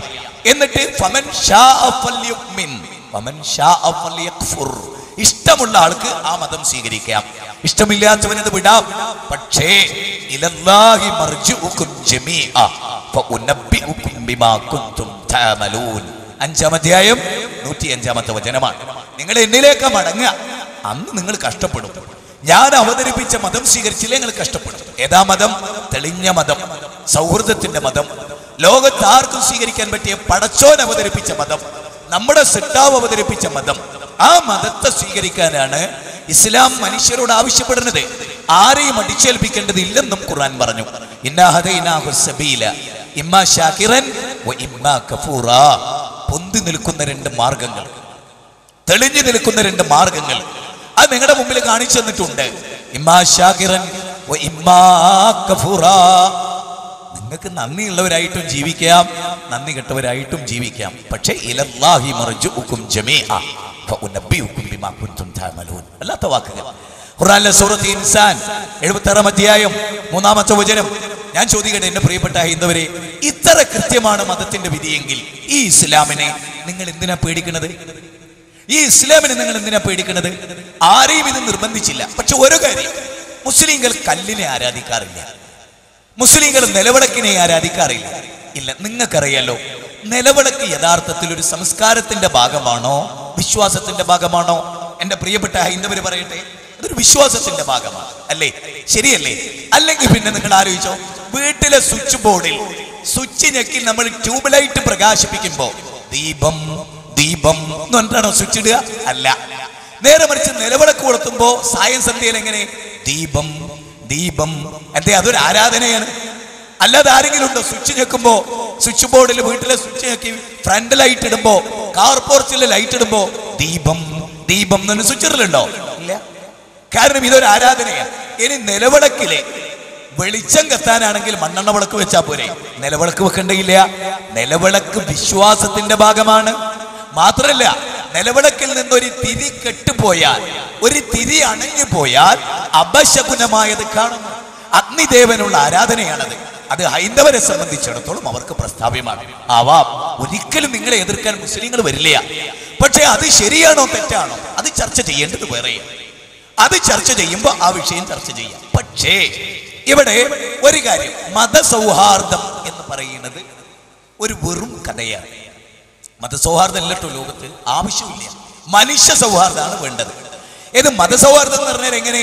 ഒരു ഹിന്ദുവിന്റെ ആഘോഷത്തിൽ മുസ്ലിം പങ്കെടുത്ത് ഹിന്ദു ചെയ്യുന്ന എല്ലാ കാര്യങ്ങളും മുസ്ലിം ചെയ്താലേ സൗഹാർദ്ദം ഉണ്ടാവുന്ന ആരാങ്ങളോട് പറഞ്ഞത്? അത് സൗഹാർദ്ദമല്ല. ഒരു മുസ്ലിമിന്റെ പള്ളിയിൽ വന്ന് വെള്ളിയാഴ്ച ഭാസ്കരട്ട് നിസ്കരിച്ചാലേ അയാൾ മതമൈത്രി ഉള്ളവനാകും എന്ന് പറയുന്നത് ശരിയല്ല. മറിച്ച് ഞാൻ എന്റെ മതത്തിൽ വിശ്വസിച്ചു കൊണ്ട് തന്നെ എന്റെ മറ്റു മതക്കാരെ സ്നേഹിക്കാൻ എനിക്ക് കഴിയാ, അവനെ ആദരിക്കാൻ എനിക്ക് കഴിയാ, അതല്ലേ സൗഹാർദ്ദം. അല്ലെങ്കിൽ പിന്നെ ഞാൻ ചോദിക്കട്ടെ, ഒരു മുസ്ലിമിന് ഹിന്ദു ആചാരം ചെയ്താലേ ഓൻ സൗഹൃദമുള്ളവനാവുന്നു? പിന്നെ മുസ്ലിം എന്ന് പറഞ്ഞൊരു മതവും, പള്ളി എന്ന് പറഞ്ഞൊരു പള്ളിയും, ഖുർആൻ എന്ന് പറഞ്ഞൊരു ഗ്രന്ഥവും, സുന്നത്ത് എന്ന് പറഞ്ഞൊരു പ്രവാചകചര്യയും ആവശ്യമില്ല. ആവശ്യം ഇനി മാത്രമാണോ? പണ്ഡിറ്റ് ജവഹർലാൽ നെഹ്റു, രാമഭക്തനായ മഹാത്മാഗാന്ധിയും, ഏകദൈവാരാധകനായ മൗലാന മുഹമ്മദ് അലി ജൗഹർ. അപ്പൊ മൗലാന മുഹമ്മദ് അലി ജൗഹറിന്റെ ഉമ്മ ഭക്ഷണം വെച്ചിട്ട് ഒരുപാട് ദിവസം അത് തിന്ന ആളാണ് മഹാത്മാഗാന്ധി. നിങ്ങൾ ശരിക്കും മനസ്സിലാക്കുക, അവർക്കാരും ഹിന്ദുവിന്റെ മതം സ്വീകരിച്ചാലേ മൗലാന മുഹമ്മദ് അലി ജൗഹർ സൗഹാർദ്ദമുള്ളവനാകുമെന്ന് ഒരിക്കൽ പോലും മഹാത്മാഗാന്ധി വിചാരിച്ചിട്ടില്ല. മഹാത്മാഗാന്ധി എന്ന രാമഭക്തൻ മുസ്ലിമിനെ പോലെ തൊപ്പിയിട്ട് താടി നീട്ടി നരിയാണ്ട മുകളിൽ തുണിയെടുത്ത് പള്ളിയിൽ പോയി 2 റക്അത്ത് നിസ്കരിച്ചാലേ മഹാത്മാഗാന്ധിക്ക് മതസൗഹാർദ്ദമുള്ളൂ, മനുഷ്യ സൗഹാർദ്ദമുള്ളൂ എന്ന് ആരും പറഞ്ഞിട്ടില്ല. അതുകൊണ്ട് എൻ്റെ പൊന്ന് സഹോദരങ്ങളെ, അന്തിക്കാട്ടിലെ എൻ്റെ സഹോദരങ്ങളെ, ആദമിന്റെ മക്കളെ, ജ്യേഷ്ഠാനുജന്മാരെ, നമ്മൾ എവിടെയൊക്കെയോ അറിവില്ലായ്മ കൊണ്ട് പരസ്പരം അകന്നു നിൽക്കുന്നുണ്ട്. ശരിയല്ല, പരസ്പരം അകന്നു നിൽക്കുന്നുണ്ട്, അത് ശരിയല്ല. നമ്മെ തമ്മിൽ തെറ്റിച്ച് മുതലെടുക്കുന്ന ഒരുപാട് ആളുകൾ ലോകത്തുണ്ട്. ഈ ഒരു തിരിച്ചറിവ് നമുക്കുണ്ടാവുക. ഒന്നാമതായി ഞാൻ വളരെ പെർഫെക്റ്റായ 5 പോയിന്റുകൾ നിങ്ങളുടെ ശ്രദ്ധയിൽ കൊണ്ടുവരാം. ഒന്ന്, നിങ്ങൾ ആലോചിച്ചേ, ഹിന്ദു മതവും ഇസ്ലാമും ക്രിസ്തു മതവും ജൈനമതവും ഒക്കെ മനുഷ്യരുണ്ടായതിനു ശേഷം ഉണ്ടായി അല്ലേ? ശരിയല്ലേ? എന്നാൽ മനുഷ്യവാസം ഈ ഭൂമുഖത്ത് ആവിർഭവിക്കുന്നതിന് മുമ്പ്, പദപ്രയോഗങ്ങൾ സൂക്ഷിച്ച് പ്രയോഗിക്കുന്നു ഞാൻ, മനുഷ്യവംശം ഈ ഭൂമുഖത്ത് ആവിർഭവിക്കുന്നതിന് മുമ്പ് ആകാശല്ലേ ഉണ്ടല്ലോ, ഭൂമിയില്ലേ ഉണ്ടല്ലോ, സാഗരങ്ങളിലെ ഉണ്ടല്ലോ, കാട്ടാറുകളില്ലേ ഉണ്ടല്ലോ. എന്റെ ചോദ്യം, മനുഷ്യവാസം ഈ ഭൂമുഖത്തുണ്ടാകുന്നതിന് മുമ്പ് ഇതൊക്കെ ഉണ്ടെങ്കിൽ ആരാണ് ഇതിനെ സംവിധാനിച്ചത്? അതാരാണ്? അന്ന് രാമഭക്തരില്ല, കൃഷ്ണഭക്തരില്ല, കന്യാമറിയമ്മനെ ആരാധിക്കുന്നവരില്ല, മുഹമ്മദ് നബി സല്ലല്ലാഹു അലൈഹി വസല്ലമയെ ആരാധിക്കുന്നവരില്ല, ഉള്ളാളനങ്ങളെ ആരാധിക്കുന്നവരില്ല, ഇല്ല, ആരുമില്ല. ഈ മുനമ്പം ബീവിയെ ആരാധിക്കുന്നവരില്ല, ആരുമില്ല. അപ്പൊ എന്റെ ചോദ്യം, മനുഷ്യവാസം ഉണ്ടാകുന്നതിന് മുമ്പ് ആകാശവും ഭൂമിയും ഇവിടെ ഉണ്ട് എങ്കിൽ ആ ആകാശത്തെയും ഭൂമിയെയും സംവിധാനിച്ച ശക്തി ആരാണ്? ആ ശക്തി ആരാണ്? ആ ശക്തിയെ ആരാധിച്ചാൽ മനുഷ്യൻ ഒന്നായി. ആ ശക്തിയെ മനുഷ്യർ തെരഞ്ഞെടുത്താൽ നമുക്കിടയിൽ ആരാധനാലയങ്ങളുടെ പേരിൽ തല്ലില്ല. രണ്ടാമത്തെ പോയിന്റ്, സായിബാബയെ ആരാധിക്കാനും ആരാധിക്കാതിരിക്കാനും മനുഷ്യർക്ക് സ്വാതന്ത്ര്യമുണ്ട്. സായിബാബ ദൈവമാണെന്ന് പറയാനും മനുഷ്യനാണെന്ന് പറയാനും നമുക്ക് സ്വാതന്ത്ര്യമുണ്ട്. എന്റെ ഏറ്റവും പ്രിയപ്പെട്ട കൂട്ടുകാരൻ, അയൽവാസി ബാബുവേട്ടൻ, ഞാൻ എപ്പോഴും പറയാറുണ്ട്, കേട്ടുമെടുത്തവരുണ്ടാവും ഒരുപക്ഷെ. നിങ്ങൾക്ക് വേണ്ടി അല്ലല്ലോ ഇത് പ്രസംഗിക്കുന്നത്, കേട്ട മുജാഹിദികൾക്ക് വേണ്ടി അല്ലല്ലോ ഈ പ്രസംഗിക്കുന്നത്, കേൾക്കാത്ത മനുഷ്യർക്ക് വേണ്ടിയാണല്ലോ, അല്ലേ? നിങ്ങൾ ആരുമില്ലെങ്കിലും 5 മുസ്ലിങ്ങൾ കേൾക്കുന്നുണ്ടെങ്കിൽ അവരോടാണല്ലോ ഇത്. അതുകൊണ്ട് തന്നെ വളരെ ഗൗരവമായി നിങ്ങൾ ചിന്തിക്കുക. ബാബേട്ടൻ സായിബാബ പുട്ടപ്പർത്തിയിൽ സീരിയസ് ആയി ഹോസ്പിറ്റലിലാണ്. ആ സമയത്ത് ഒരു പത്രവാർത്ത, സായിബാബയ്ക്ക് വേണ്ടി പ്രാർത്ഥിക്കുക എന്ന്. ഞാൻ ഈ വാർത്തയുമായി ബാബേട്ടനോട് ചോദിച്ചു, ബാബേട്ട, ഇതുവരെ നിങ്ങൾ പ്രഭാതത്തിൽ സായിബാബയോടാ പ്രാർത്ഥിച്ചത്, ഇപ്പൊ പുട്ടപ്പർത്തിയിൽ നിന്ന് പറയുന്നു സായിബാബയ്ക്ക് വേണ്ടി പ്രാർത്ഥിക്കുക. അതാരോടാണ് ബാബുവേട്ട? ഇന്ന് വരെ പിന്നെ എന്നോട് ബാബുവേട്ടൻ മിണ്ടിയിട്ടില്ല. ദേഷ്യം കൊണ്ടല്ല, മറുപടി പറയാൻ കഴിയുന്നില്ല. അതുകൊണ്ടാണ് എന്നാ മറുപടി, 6 സായിബാബയ്ക്ക് വേണ്ടി പ്രാർത്ഥിക്കുക. അതാരോടാ? ഇതാണ് ഇസ്ലാം പറയുന്നത്. സായിബാബയെ സംരക്ഷിക്കാൻ കഴിവുള്ള സിട്ടാവിനോടല്ലേ? മാത്രമല്ല, സ്വന്തം ശരീരത്തിലെ കിഡ്നി, 130 ഗ്രാം ഭാരമുള്ള കിഡ്നി അടിച്ചുപോയത് സായിബാബ അറിഞ്ഞില്ല. സ്വശരീരത്തിലെ ഉദരത്തിലെ 130 ഗ്രാം ഭാരമുള്ള കശുവണ്ടിപ്പരിപ്പ് പോലെ ആകൃതിയുള്ള നമ്മുടെ കിഡ്നി അടിച്ചുപോയിട്ട് അയാൾ അറിയുന്നില്ല. ഹാർട്ടും ലെൻസും ഒക്കെ തകർച്ചയിലായിട്ട് അദ്ദേഹം അറിഞ്ഞില്ല. എങ്കിൽ അന്യന്റെ ഹാർട്ട്, അന്യന്റെ ഹൃദയം, അന്യന്റെ സ്പന്ദനം എങ്ങനെ അറിയാൻ കഴിയും? മാത്രമല്ല, എന്നെ അത്ഭുതപ്പെടുത്തിയ 3ാമത്തെ പോയിന്റ്, അദ്ദേഹത്തിന് ലോകത്തിന്റെ ഏതെങ്കിലും ഒരു കാര്യത്തിൽ വല്ല കൺട്രോളും ഉണ്ടായിരുന്നെങ്കിൽ, ഉദാഹരണം കടലിലെ മത്സ്യങ്ങളെ സൃഷ്ടിക്കുന്നതും സംവിധാനിക്കുന്നതും സായിബാബ എന്ന് വിചാരിക്കും, എങ്കിൽ അദ്ദേഹം മരിക്കുന്നതിനോടുകൂടി ആ ഉള്ളത് അവസാനിക്കണം, പിന്നൊന്നും ഉണ്ടാകാൻ പാടില്ല. സൂര്യനെ നിയന്ത്രിക്കുന്നത് സായിബാബയാണെങ്കിൽ അദ്ദേഹത്തിന്റെ മരണത്തോടുകൂടി സൂര്യൻ നിശ്ചലമാകണം. മുഹമ്മദ് നബി സല്ലല്ലാഹു അലൈഹി വസല്ലമയാണ് ചന്ദ്രനെ നിയന്ത്രിക്കുന്നതെങ്കിൽ മുഹമ്മദ് നബിയുടെ മരണത്തോടുകൂടി ചന്ദ്രൻ നിശ്ചലമാകണം. ലളിതമായ സുവ്യക്തമായ ഒരു ഉദാഹരണത്തിലൂടെ ഞാൻ ഈ കാര്യം വ്യക്തമാക്കാം. വളരെ ചെറിയ ഒരു ഉദാഹരണം. ഒരു കാറ് ഞാൻ ഓടിച്ചു പോവുകയാണ്. കാറ് ഓടിച്ചു പോകുന്നതിനിടയിൽ എനിക്ക് അറ്റാക്ക് വന്നു, സൈലന്റ് അറ്റാക്ക് വന്നു. അങ്ങനെ ഞാൻ മരിച്ചു. എങ്കിൽ എന്താ സംഭവിക്കുക? മാധവ, സുരേന്ദ്ര, ദേവദാസെ, മുഹമ്മദേ, എന്താ സംഭവിക്കുക? ആ കാറ് ഒന്നെങ്കിൽ അടുത്ത കൊക്കയിലേക്ക് മറിയും, അല്ലെങ്കിൽ തൊട്ടടുത്ത ബിൽഡിങ്ങിലേക്ക് ചെന്ന് കയറും, അല്ലെങ്കിൽ തൊട്ടടുത്തുള്ള പോസ്റ്ററിൽ ഇടിച്ചത് തകരും. ഷുവർ, ഉറപ്പല്ലേ? ആ കാറിനെ കൺട്രോൾ ചെയ്യുന്ന ഞാൻ മരിച്ചതാണ് ആ കാറ് പോയി ഇടിക്കാനുള്ള കാരണം. എങ്കിൽ ശ്രീരാമനെ, യേശുക്രിസ്തുവിനെ ഒരു ഉദാഹരണം. വെള്ളിയാഴ്ച രാവിലെ യേശുക്രിസ്തുവിനെ കുരിശിലേറ്റി എന്ന് ക്രിസ്ത്യാനികൾ വിശ്വസിക്കുന്നു. സമ്മതിച്ചുവല്ലോ, അവരുടെ വാദമാണ്, നമ്മുടെ വാദമല്ല. നമ്മുടെ വാദം യേശുക്രിസ്തുവിനെ കുരിശിലേറ്റിയിട്ടുമില്ല, യേശുക്രിസ്തു മരിച്ചിട്ടുമില്ല. അതാണ്, യേശുക്രിസ്തുവിനെ കുരിശിലേറ്റിയിട്ടുമില്ല, അദ്ദേഹത്തെ ക്രൂശിച്ചിട്ടില്ല, അദ്ദേഹത്തെ അവർ കൊന്നിട്ടില്ല. അതാണ് ബർന്നബാസിന്റെ സുവിശേഷത്തിൽ ഗംഭീരമാണത്. ഇന്ന് കിട്ടുന്ന ഓൾഡ് ടെസ്റ്റ്മെന്റ്, ന്യൂ ടെസ്റ്റ്മെന്റ് ഉൾക്കൊള്ളുന്ന ബൈബിൾ സമുച്ചയം, അതിലെ ന്യൂ ടെസ്റ്റ്മെന്റിൽ എവിടെയും യേശുക്രിസ്തു കുരിശിലേറ്റപ്പെട്ടു എന്ന് പറയുന്ന വാചകമില്ല, മറിച്ച് രക്ഷപ്പെട്ടു എന്ന് സൂചിപ്പിക്കുന്ന വാചകങ്ങളാണ്. ഏതായാലും ക്രിസ്ത്യാനികൾ വിശ്വസിക്കുന്നത് വെള്ളിയാഴ്ച അദ്ദേഹം കുരിശിലേറി, ഞായറാഴ്ച അദ്ദേഹം ഉയർത്തെഴുന്നേറ്റുന്ന അത്ഭുതകരമായ ഒരു ചോദ്യമാണ് ഞാൻ ചോദിക്കാൻ പോകുന്നത്. വെള്ളിയാഴ്ച കുരിശിലേറിയിട്ട് ആ വെള്ളിയാഴ്ച ശനിയാഴ്ചയിലേക്ക് ആര് പ്രയാണം ചെയ്യിച്ചു? വെള്ളിയാഴ്ച മാറി ശനിയാഴ്ച വന്നു. സൂര്യനും ചന്ദ്രനും സഞ്ചരിച്ചത് കൊണ്ടാണ് അത് ഉണ്ടായത്, ഭൂമി സഞ്ചരിച്ചത് കൊണ്ടാണ് ഉണ്ടായത്. സെക്കൻഡിൽ 280 കിലോമീറ്റർ വേഗതയിൽ സൂര്യൻ സഞ്ചരിച്ചത് കൊണ്ടാണ് അത് ഉണ്ടായത്. എന്റെ ചോദ്യം, വെള്ളിയാഴ്ച കുരിശിലേറിയ യേശുക്രിസ്തുവിന്റെ കൺട്രോളിലാണ് സൂര്യനെങ്കിൽ സൂര്യൻ പിന്നെ എങ്ങനെ സഞ്ചരിക്കും? സൂര്യൻ പിന്നെ എങ്ങനെ നിയന്ത്രിക്കപ്പെടും? രാവും പകലും പിന്നെ എങ്ങനെ ഉണ്ടാകും? ഈ ചോദ്യം മനുഷ്യന്റെ മനസ്സിന്റെ അന്തരാളങ്ങളിൽ രൂഢമൂലമാകേണ്ടതാണ്. തീർന്നില്ല. മുഹമ്മദ് നബി സല്ലല്ലാഹു അലൈഹി വസല്ലം റബീഉൽ അവ്വൽ 12 തിങ്കളാഴ്ചയിൽ പ്രഭാതത്തിൽ പ്രവാചകൻ വഫാത്തായി. നബി സല്ലല്ലാഹു അലൈഹി വസല്ലം മരിച്ചു. പക്ഷേ സൂര്യൻ നിശ്ചലമായില്ല, ചന്ദ്രൻ ഇല്ലാതായില്ല, ആകാശഭൂമികളുടെ എന്തെങ്കിലും ഒരു ഫംഗ്ഷൻ നിന്നുപോയില്ല. ഇത് സൂചിപ്പിക്കുന്നത് ഈ ലോകത്തിന്റെ കൺട്രോളിൽ അവർക്കാർക്കും പങ്കില്ല എന്ന മൗലിക പോയിന്റാണ്. സമ്മതിച്ചില്ലേ? അവർക്കാർക്കും അതിൽ പങ്കില്ല എന്ന മൗലിക പോയിന്റാണ്. എങ്കിൽ വിശുദ്ധ ഖുർആൻ ദൈവത്തെ പരിചയപ്പെടുത്തുന്ന ഒരു വാചകം കേട്ടോ, അല്ലാഹു ലാ ഇലാഹ ഇല്ലാ ഹുവൽ ഹയ്യുൽ ഖയ്യൂം ലാ തഖുദുഹു സിനതും വലാ നൗം. നോക്കൂ, അല്ലാഹു അവൻ ആരാണ്? അവനാണ് ആരാധനക്കർഹൻ. അവൻ എന്നെന്നും ജീവിച്ചിരിക്കുന്നവൻ, എല്ലാം കൺട്രോൾ ചെയ്യുന്നവൻ. അവൻ എന്നെന്നും ജീവിച്ചിരിക്കുന്നവൻ, എല്ലാം കൺട്രോൾ ചെയ്യുന്നവൻ, ഉറക്കമില്ലാത്തവൻ, മയക്കമില്ലാത്തവൻ. നോക്ക്, ദൈവത്തിന്റെ ക്വാളിറ്റി എന്താണ്? ഉറക്കമില്ല, മയക്കമില്ല, ക്ഷീണമില്ല, തളർച്ചയില്ല, ഉറങ്ങിപ്പോവലില്ല, തൂങ്ങി ഉറക്കമില്ല. അവൻ സദാ ദീദീവികൻ. ദീദീവികൻ എന്നാണ് ദൈവത്തെ വേദഗ്രന്ഥങ്ങൾ പരിചയപ്പെടുത്തി. ഇപ്പൊ നിങ്ങൾ നോക്ക്, ശ്രീമദ് ഋഗ്വേദം, സാമവേദം, അഥർവവേദം, യജുർവേദം, ചതുർവേദങ്ങൾ. അതിൽ ഋഗ്വേദം 10 മണ്ഡലങ്ങളാണ് ഋഗ്വേദത്തിനുള്ളത്. 10 മണ്ഡലങ്ങൾ.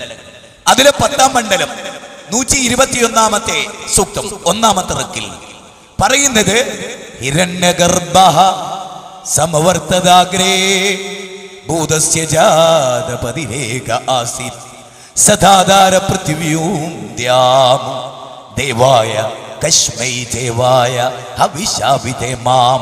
വേദഗ്രന്ഥം പറയുന്നത്, വേദം പറയുന്നത്, ഈ പ്രപഞ്ചത്തെ മുഴുവനും സംവിധാനിച്ച സംവിധായകനാരോ അവനാണ് ലോകത്തിന്റെ സൃഷ്ടാവ്. ഹിരണ്യഗർഭഃ സമവർത്തദാഗ്രേ, ഈ പ്രപഞ്ചത്തെ ഗർഭം ധരിച്ചവൻ അഥവാ ഈ പ്രപഞ്ചത്തെ സംവിധാനിച്ചവനാരോ അവനാണ് നിന്റെ ദൈവം. അല്ലേ? ശ്രീകൃഷ്ണനാണോ പ്രപഞ്ചത്തെ സംവിധാനിച്ചത്? പിശാരിക്കാവിലമ്മയാണോ പ്രപഞ്ചത്തെ സംവിധാനിച്ചത്? അല്ല, ലോകത്തിന്റെ സൃഷ്ടാവാണ്. ഈ മനുഷ്യപുത്ര, നീ തിരിച്ചറിയുക, ഈ പ്രപഞ്ചത്തെ സംവിധാനിച്ച സംവിധായകനെ.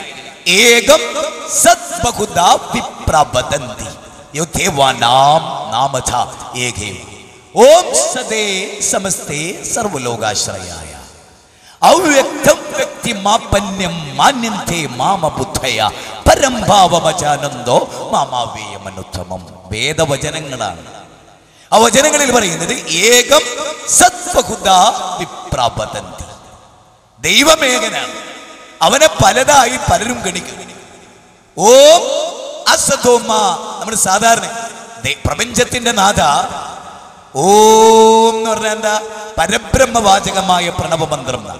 ആ പരബ്രഹ്മവാചകമായ പ്രണവമന്ത്രമായ ലോകത്തിന്റെ തമ്പുരാനോട് പ്രാർത്ഥിക്കുകയാണ് നമ്മൾ. അപ്പൊ പ്രാർത്ഥന ആരോടാണ്? പ്രാർത്ഥന പ്രപഞ്ചത്തിന്റെ നാഥനോടാണ്, ലോകത്തിന്റെ തമ്പുരാനോടാണ്, ആകാശഭൂമികളുടെ നാഥനോടാണ്.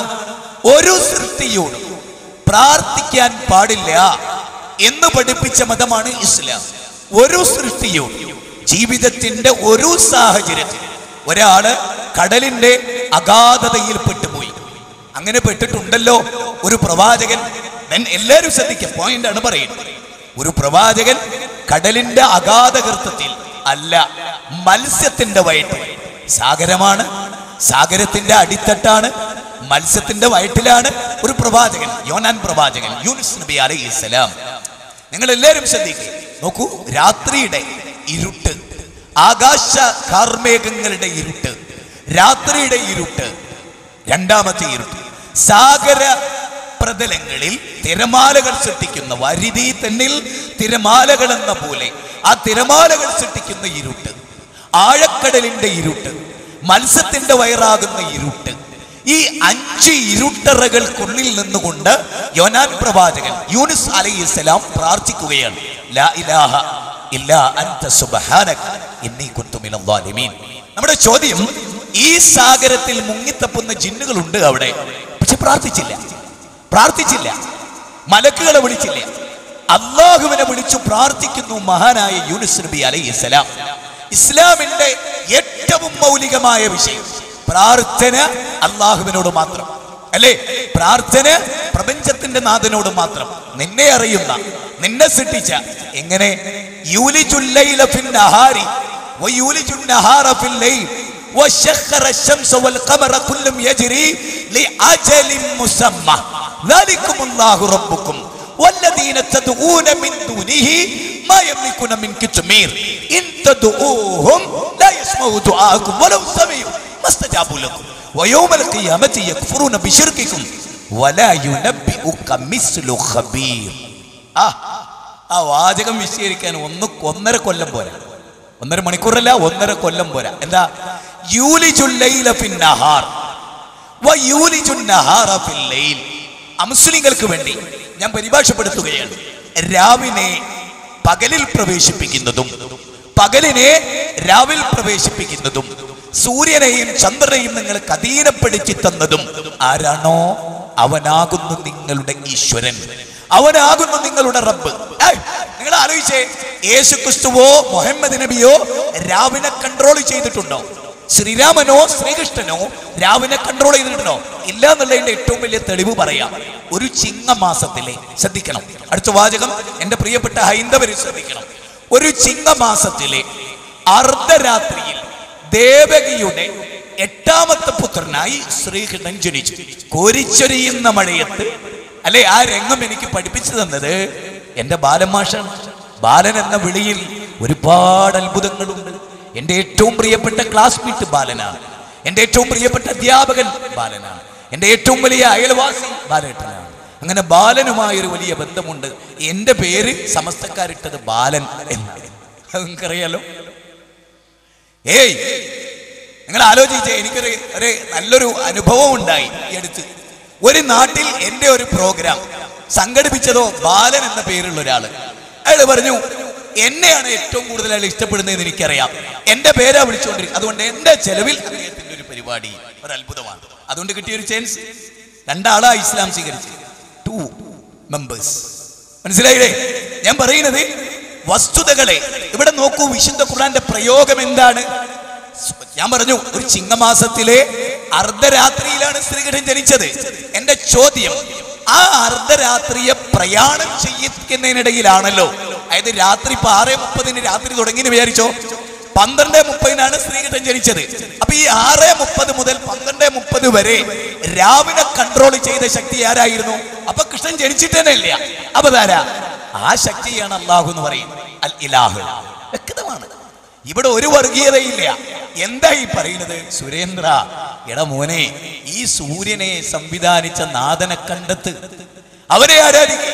എന്നിട്ട് ഖുർആന്റെ ഒരു ചോദ്യം, അല്ല നിങ്ങൾ ആരാധിക്കുന്ന ആരാധന്മാരില്ലേ, ഈ ആരാധന്മാർ മാ യംലികുന മിൻ കിത്മീർ, ഈത്തപ്പനക്കുരു. നല്ല പരിചയമാണല്ലോ എല്ലാവരും, ഹിന്ദുവിനും മുസ്ലിമിനും. ഈത്തപ്പഴം ഇന്ന് ദേശീയ അല്ലെങ്കിൽ അന്തർദേശീയ ഭക്ഷണത്തിന്റെ കൂട്ടത്തിലാണ് ഈത്തപ്പഴം, അല്ലെ? ആ ഈത്തപ്പഴത്തിന്റെ കുരു, ആ കുരുവിന്റെ മുകളിൽ നേർത്ത ഒരു പാടയുണ്ട്. നേർത്ത ഒരു പാട, വിരലുകൊണ്ട് ഇങ്ങനെ ചിലതൊക്കെ പൊളിഞ്ഞു വരും. ഈത്തപ്പഴം നല്ല ഉണങ്ങിയതാണെങ്കിൽ പൊളിക്കുമ്പോൾ തന്നെ അതിന്റെ പാട അതോടൊപ്പം ഇങ്ങനെ പൊളിഞ്ഞു വരും. അതിനാണ് യംലികുന മിൻ കിത്മീർ, കിത്മീർ എന്ന് പറയാതെ. ആ ഈത്തപ്പനക്കുരുവിന്റെ പാട പോലും നിങ്ങൾ ആരാധിക്കുന്ന ആരാധ്യന്മാർ അധീനപ്പെടുത്തുന്നില്ല. വല്ലാത്തൊരു വാക്കല്ലേ അത്? ഖുർആനിലെ 35-ാം അധ്യായം 13-ാമത്തെ വാചകമാണ്. ഇനിയോ വളരെ വളരെ മൗലികമായി നാം അറിയേണ്ട കാതലായ മറ്റൊരു കാര്യം, വിശുദ്ധ ഖുർആനിലെ 22-ാം അധ്യായം സൂറത്ത് ഹജ്ജിലെ 73-ാമത്തെ വചനം, യാ അയ്യുഹന്നാസ് ദുരിബ മസലും ഫസ്തമിഉ ലഹു.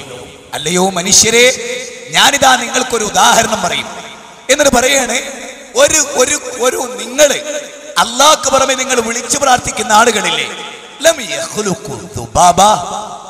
ഒന്ന് ഓർത്തു നോക്കിയ പദം, ലം യഖ്ലുഖു ദുബാബ. അവർ ഒരു ഈച്ചയെ സൃഷ്ടിച്ചിട്ടുണ്ടോ? മുഹമ്മദ് നബി സല്ലല്ലാഹു അലൈഹി വസല്ലം ഒരു ഈച്ചയെ സൃഷ്ടിച്ചിട്ടുണ്ടോ? യേശു ക്രിസ്തു ഒരു ഈച്ചയെ സൃഷ്ടിച്ചിട്ടുണ്ടോ? എന്തിന് ഒരു ബൗലത്തിനെ, ഒരു കൊതുകിനെ സംവിധാനം പോകട്ടെ, ഒരു കൊതുകിന്റെ കാലിനെ പോകട്ടെ, ആ കൊതുകിന്റെ കാലിലെ ഒരു കോശത്തെ, ഇനി ഇതിനേക്കാൾ എത്ര ക്ലിയർ ആവണം? ഇതിൽ ആർക്കും പങ്കില്ല എങ്കിൽ ഈ പ്രപഞ്ചത്തിലെ സചേതന അചേതന വസ്തുക്കളെ സംവിധാനിച്ച സാക്ഷാൽ പ്രപഞ്ചത്തിന്റെ നാഥനെ, ആ നാഥനെ ആരാധിക്കണമെന്നാണ് ഖുർആൻ നമ്മളോട് പറഞ്ഞത്. ആ നാഥൻ ആരുടെയും കുത്തകയല്ല. ആ നാഥനാണ് ഇതിനെല്ലാം കൺട്രോൾ ചെയ്യുന്നത്. അതുകൊണ്ടാണ് മഹാനിർവഹണ സ്തോത്രത്തിൽ മനോഹരമായ 5 വരി വചനങ്ങൾ ഞാൻ നിങ്ങളുടെ ശ്രദ്ധയിൽ കൊണ്ടുവരാം. ത്വമേകം ശരണ്യം ത്വമേകം വരണ്യം ത്വമേകം ജഗത്കാരണം വിശ്വരൂപം ത്വമേകം ജഗത്കർത്തൃപാതൃപ്രകർത്തൃ ത്വമേകം പരം നിശ്ചലം നിർവികൽപ്പം. മഹാനിർവാണ സ്തോത്രത്തിലുള്ളതാണ്. അവിടെ പറയുന്നത് എന്താണ്? ത്വമേകം ശരണ്യം ത്വമേകം വരണ്യം ത്വമേകം ജഗത് കാരണം വിശ്വരൂപം. എന്റെ ഈശ്വര, ലോകത്തിന്റെ ഏകനായ ദൈവമേ, ഒരു ഹിന്ദുവിന്റെ പ്രാർത്ഥനയാണ്. ലോകത്തിലെ ഏകനായ ദൈവമേ, എന്റെ പ്രാർത്ഥന മുഴുവനും നിന്നോടാണ്, എന്റെ വഴിപാടുകളെല്ലാം നിന്നോടാണ്. നീ ആരാണ്? ത്വമേകം ജഗത് കാരണം വിശ്വരൂപം. ഈ മഹാജഗത്തിനെ സംവിധാനിച്ച സംവിധായകനാണ് നീ. ഈ മഹാജഗത്തിനെ സംവിധാനിച്ച സംവിധായകനാണ് നീ. കണ്ടോ? ആ സംവിധായകനെയാണ് ഇസ്ലാം. ഇനി വിശുദ്ധ ഖുർആന്റെ 2-ാം അധ്യായം 21-ാമത്തെ വചനം, വിശുദ്ധ ഖുർആന്റെ 4-ാം അധ്യായം 1-ാമത്തെ വചനം, വിശുദ്ധ ഖുർആനിന്റെ 49-ാം അധ്യായം 13-ാമത്തെ വചനം, വിശുദ്ധ ഖുർആന്റെ 82-ാം അധ്യായം 6-ാമത്തെ വചനം, വിശുദ്ധ ഖുർആന്റെ 84-ാം അധ്യായം 6-ാമത്തെ വചനം, വിശുദ്ധ ഖുർആന്റെ 85-ാം അധ്യായം 5-6 വചനങ്ങളെല്ലാം യാ അയ്യുഹന്നാസ്, അല്ലയോ മനുഷ്യരെ, കണ്ടോ? അല്ലയോ ഹിന്ദുക്കളെ, അല്ലയോ ക്രിസ്ത്യാനികളെ, അല്ലയോ ഇന്ത്യക്കാരെ, അല്ലയോ പാശ്ചാത്യരെ, പൗരസ്ത്യരെ, കറുത്തവരെ, വെളുത്തവരെ, ബ്രാഹ്മണരെ, ക്ഷത്രിയരെ എന്നൊന്നല്ല, അല്ലയോ മനുഷ്യരെ. എല്ലാരും പെട്ടു. 714 കോടി മനുഷ്യരും അതിൽ വന്നു. എന്ത് മനോഹരമാണ്! സർവരാജ്യ തൊഴിലാളികളെ സംഘടിക്കൂ. ആർക്കെതിരെ? സർവരാജ്യ മുതലാളിമാർക്കെതിരെ. സർവരാജ്യ മുതലാളിമാരെ സംഘടിക്കൂ. ആർക്കെതിരെ? സർവരാജ്യ തൊഴിലാളിമാർക്കെതിരെ. ഇതൊരു സങ്കുചിതമാണ്. വിശ്വ ഹിന്ദുക്കളെ നിങ്ങൾ ഒന്നിക്കൂ, വിശ്വ മുസ്ലിങ്ങളെ നിങ്ങൾ ഐക്യപ്പെടൂ ഇതരർക്കെതിരെ. അങ്ങനെ പാടില്ല. നമ്മളെല്ലാം മനുഷ്യരാണ്, നമ്മളെല്ലാം ഒറ്റക്കെട്ടാകേണ്ടവരാണ്. ഇനി ഏതേത് മതം സ്വീകരിച്ചാലും മനുഷ്യരെന്ന നിലക്ക് സൗഹാർദ്ദത്തിലാവണം, അല്ലേ? അങ്ങനെയാവണം മോനെ. ഞാനൊക്കെ എൻ്റെ വീട് നിലനിന്നിരുന്ന സ്ഥലം ഇപ്പോഴല്ല, ഇപ്പൊ എനിക്ക് വേദനയുണ്ട്. അതുകൊണ്ട് മാറി താമസിച്ചപ്പോൾ എൻ്റെ മുന്നിലും പിന്നിലും മുസ്ലിങ്ങൾ മാത്രമായി പോയി എന്നതിൽ വേദനിക്കുന്ന ഒരാളാണ് ഞാൻ. മറ്റേതല്ല, എൻ്റെ മുന്നിൽ ശശിയേട്ടനായിരുന്നു, അതിൻ്റെ ഇപ്പുറത്ത് ശ്രീധരേട്ടനായിരുന്നു, അതിൻ്റെ തൊട്ടപ്പുറത്ത് ബാലകൃഷ്ണേട്ടനായിരുന്നു, അതിൻ്റെ തൊട്ടുബാക്കിൽ എൻ്റെ ബാബേട്ടനായിരുന്നു. ഒരാൾ BJP കാരനാണ്, ഒരാൾ കോൺഗ്രസ്സുകാരനാണ്, രണ്ടാൾ CPM-കാരാണ്. അപ്പുറത്ത് ജീവിക്കുന്ന വേറൊരാൾ, അയാൾ RSS-കാരനാണ്. അതിനപ്പുറത്ത് ജീവിക്കുന്ന മൊയ്തീൻ സാഹിബ് എൻ്റെ സഹോദരനാണ്. ഇങ്ങനെ മനുഷ്യരെല്ലാം തൊട്ടപ്പുറത്തും, എന്നിട്ട് അങ്ങോട്ടും ഇങ്ങോട്ടും സ്നേഹിച്ച് ജീവിച്ച സൗഹൃദമാണിത്, അല്ലേ? ആ ഭൂമിയിൽ തുരങ്കം വെക്കുക, സൗഹാർദ്ദങ്ങളെ തകർക്കുക, പരസ്പരം തല്ലിമരിക്കുക. എന്ത് നേടി? ആസാമിൽ എന്ത് നേടി? ഗുജറാത്തിൽ എന്ത് നേടി, ഭീവണ്ടിയിൽ എന്ത് നേടി, മൊറാദാബാദിൽ എന്ത് നേടി, ജാംഷഡ്പൂരിൽ എന്ത് നേടി, നരിമാൻ പ്ലേസിൽ എന്ത് നേടി, കൊണാട്ട് പ്ലേസിൽ എന്ത് നേടി, മാറാടും പിന്നോട്ടും അതുപോലെ തന്നെ പല നാടുകളിലും നാം എന്ത് നേടി, എന്ത് നേടി, പൂന്തുറയിലും വേഞ്ഞത്തും നാം എന്ത് നേടി, എന്താ നേടിയത്?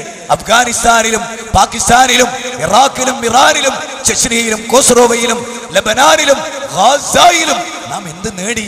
ഒരു പിടി കബന്ധങ്ങളല്ലാതെ മനുഷ്യരെ തല്ലിയും കൊന്നും കുത്തിയും നശിപ്പിച്ചും AK-47 വിധേയമാക്കിയും ആറ്റം ബോംബുകളിട്ടും മനുഷ്യ കബന്ധങ്ങളിൽ സിംഹാസനങ്ങൾ കെട്ടിപ്പടുത്ത ഉന്നതന്മാരെന്ന് നമ്മൾ വിചാരിക്കുന്ന കിരാതരായ ആളുകൾ ചെയ്തു കൂട്ടിയ പാപകർമ്മ കൊണ്ട് ഒരു പിടി സ്ത്രീകളുടെ വിധവകളുടെ ദീനരോധനമല്ലാതെ നമുക്ക് എന്ത് നേടാൻ കഴിഞ്ഞു? അനാഥ മക്കളുടെ കൂട്ടക്കരച്ചിലുകൾ നമ്മുടെ കർണപടങ്ങളിൽ വന്ന് തട്ടി എന്നതല്ലാതെ നമുക്ക് എന്ത് നേടാൻ കഴിഞ്ഞു ഈ രാജ്യത്ത്?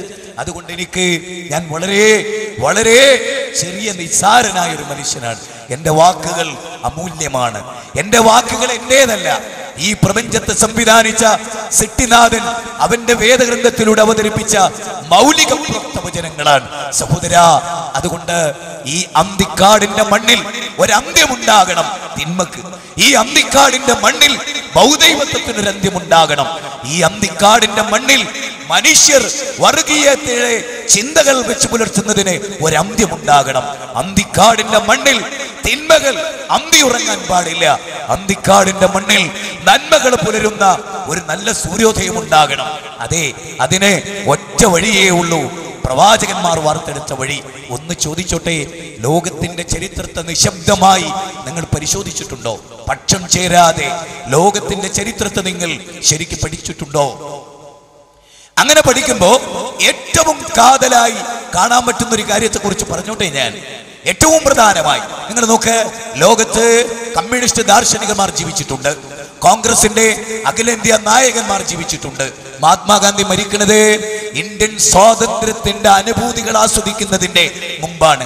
നാഥുറാം വിനായക് ഗോഡ്സെ മഹാത്മാഗാന്ധിയുടെ മോഹൻദാസ് കരംചന്ദ് ഗാന്ധി പോർബന്തറിൽ, ഗുജറാത്തിന്റെ പോർബന്തറിൽ ജനിച്ച് സബർമതി ലോകത്തിന്റെ ആനന്ദമായി കണ്ട ആ സബർമതിയിൽ എത്ര മനുഷ്യരുടെ രക്തമാണ് ഇന്നൊഴുകിക്കൊണ്ടിരിക്കുന്നത്. എന്ത് നേടി? സംഘപരിവാരങ്ങളും മുസ്ലിം തീവ്രവാദികളും ഒക്കെ എന്ത് നേടി? സ്വാസ്ഥ്യത നഷ്ടപ്പെട്ടു പോയ ഒരു ലോകത്ത്, ഉറക്കം നഷ്ടപ്പെട്ടു പോയ ആധുനിക ലോകത്ത്, പരസ്പരം കണ്ടുകൂടാത്ത ഒരു വാട്ടർ ടേപ്പിന്റെ ചുറ്റിലും നിന്ന് മാധവിക്കും ആയിഷക്കും ഒന്നിച്ച് വെള്ളമെടുക്കാൻ കഴിയാത്ത എന്തൊരു ദുര്യോഗമായി പോയി നമ്മുടെ നാടിന്. മനുഷ്യരെ, നാം സ്വയം തീർത്ത ചങ്ങലക്കെട്ടുകളില്ലേ ഇത്? അത് പൊട്ടിച്ചെറിയാൻ നമുക്ക് സമയമായില്ലേ? എവിടെയാണ് നേർത്ത് ധർമ്മബോധത്തിന്റെ കാഹളങ്ങൾ എവിടെയാണ് തകർന്നു പോയത്? അധർമ്മത്തിന്റെ കുടുംബിരിക്കൊണ്ട ആ പല്ലുകൾ മുന്നോട്ട് തള്ളിയ ദമഷ്ട്രങ്ങളുള്ള ഒരു പുതിയ ലോകം. നീ എന്റെ ശത്രു, ഞാൻ നിന്റെ ശത്രു എന്ന മുദ്രാവാക്യം എവിടുന്നേ നമുക്ക് ലഭിച്ചത്? കാണുന്നവനോടൊക്കെ അരിശം തീർക്കുന്ന പല്ലുള്ള പുതിയ മനുഷ്യരെവിടെ? സൃഷ്ടിച്ചിവിടെ അരങ്ങു തകർക്കുന്ന ഖേദകരമായ ഒരു കാഴ്ചാവിശേഷം നാം ഇവിടെ കാണാം. അതുകൊണ്ട് എനിക്ക് നിങ്ങളോട് ഒറ്റ വാക്ക്, നമ്മെ സൃഷ്ടിച്ച സിട്ടാവിനെ തിരിച്ചറിയുക, അവനെ അറിയുക. അപ്പൊ നിങ്ങൾ നോക്ക്, മുഹമ്മദ് നബി സല്ലല്ലാഹു അലൈഹി വസല്ലം മക്കയിൽ വരുന്ന കാലഘട്ടം, അദ്ദേഹം ഒരു ചരിത്ര പുരുഷനായിരുന്നു. The most complete historical personality. അതാ ചരിത്രത്തിന് മേൽ ജീവിച്ച ഭാരതനായ പ്രവാചക ചക്രവർത്തി Pandit Jawaharlal Nehru. Glimpses of world ഹിസ്റ്ററിയുടെ 1ാം വോള്യത്തിൽ പണ്ഡിറ്റ് ജവഹർലാൽ നെഹ്റു പറയാണ്, അതിന്റെ 1ാം വോള്യം 195 മുതൽ 205 വരെയുള്ള പേജിൽ പറയാണ്, ചരിത്രത്തിൽ സൗദി അറേബ്യ ഒന്നും ആയിരുന്നില്ലേ. കോളനിവൽക്കരണത്തിന് വിധേയമാകാത്തൊരു നാട്, കോളനിവൽക്കരണത്തിന് വിധേയമാകാത്തൊരു നാട്, പാറക്കെട്ടുകളാൽ ചുറ്റപ്പെട്ട ഒരു നാട്, ഒട്ടകത്തിന്റെ സഞ്ചാര ദിശക്കനുസരിച്ച് ടെന്റ് കെട്ടി ജീവിച്ച ഒരു നാട്. ഞാൻ ഒന്ന് ചോദിച്ചോട്ടെ, 23 കൊല്ലക്കാലം കൊണ്ട് ടോട്ടൽ മെമ്പേഴ്സ്, ആ രാജ്യത്ത് ജീവിക്കുന്ന ടോട്ടൽ മെമ്പേഴ്സ് ഒരാൾ പോലും ഒളിഞ്ഞും തെളിഞ്ഞും മദ്യപിക്കുന്നില്ല. അത്ഭുതമല്ലേ ലോക പരിവർത്തന ചരിത്രത്തിൽ?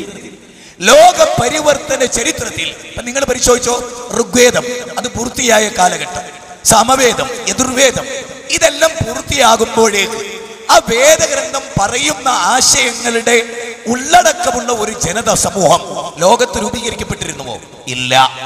ബൈബിളിന്റെ ഉള്ളടക്കമുള്ള ഒരു ക്രിസ്ത്യാനിറ്റി ലോകത്ത് രൂപീകരിക്കപ്പെട്ടിരുന്നുവോ? ഇല്ല.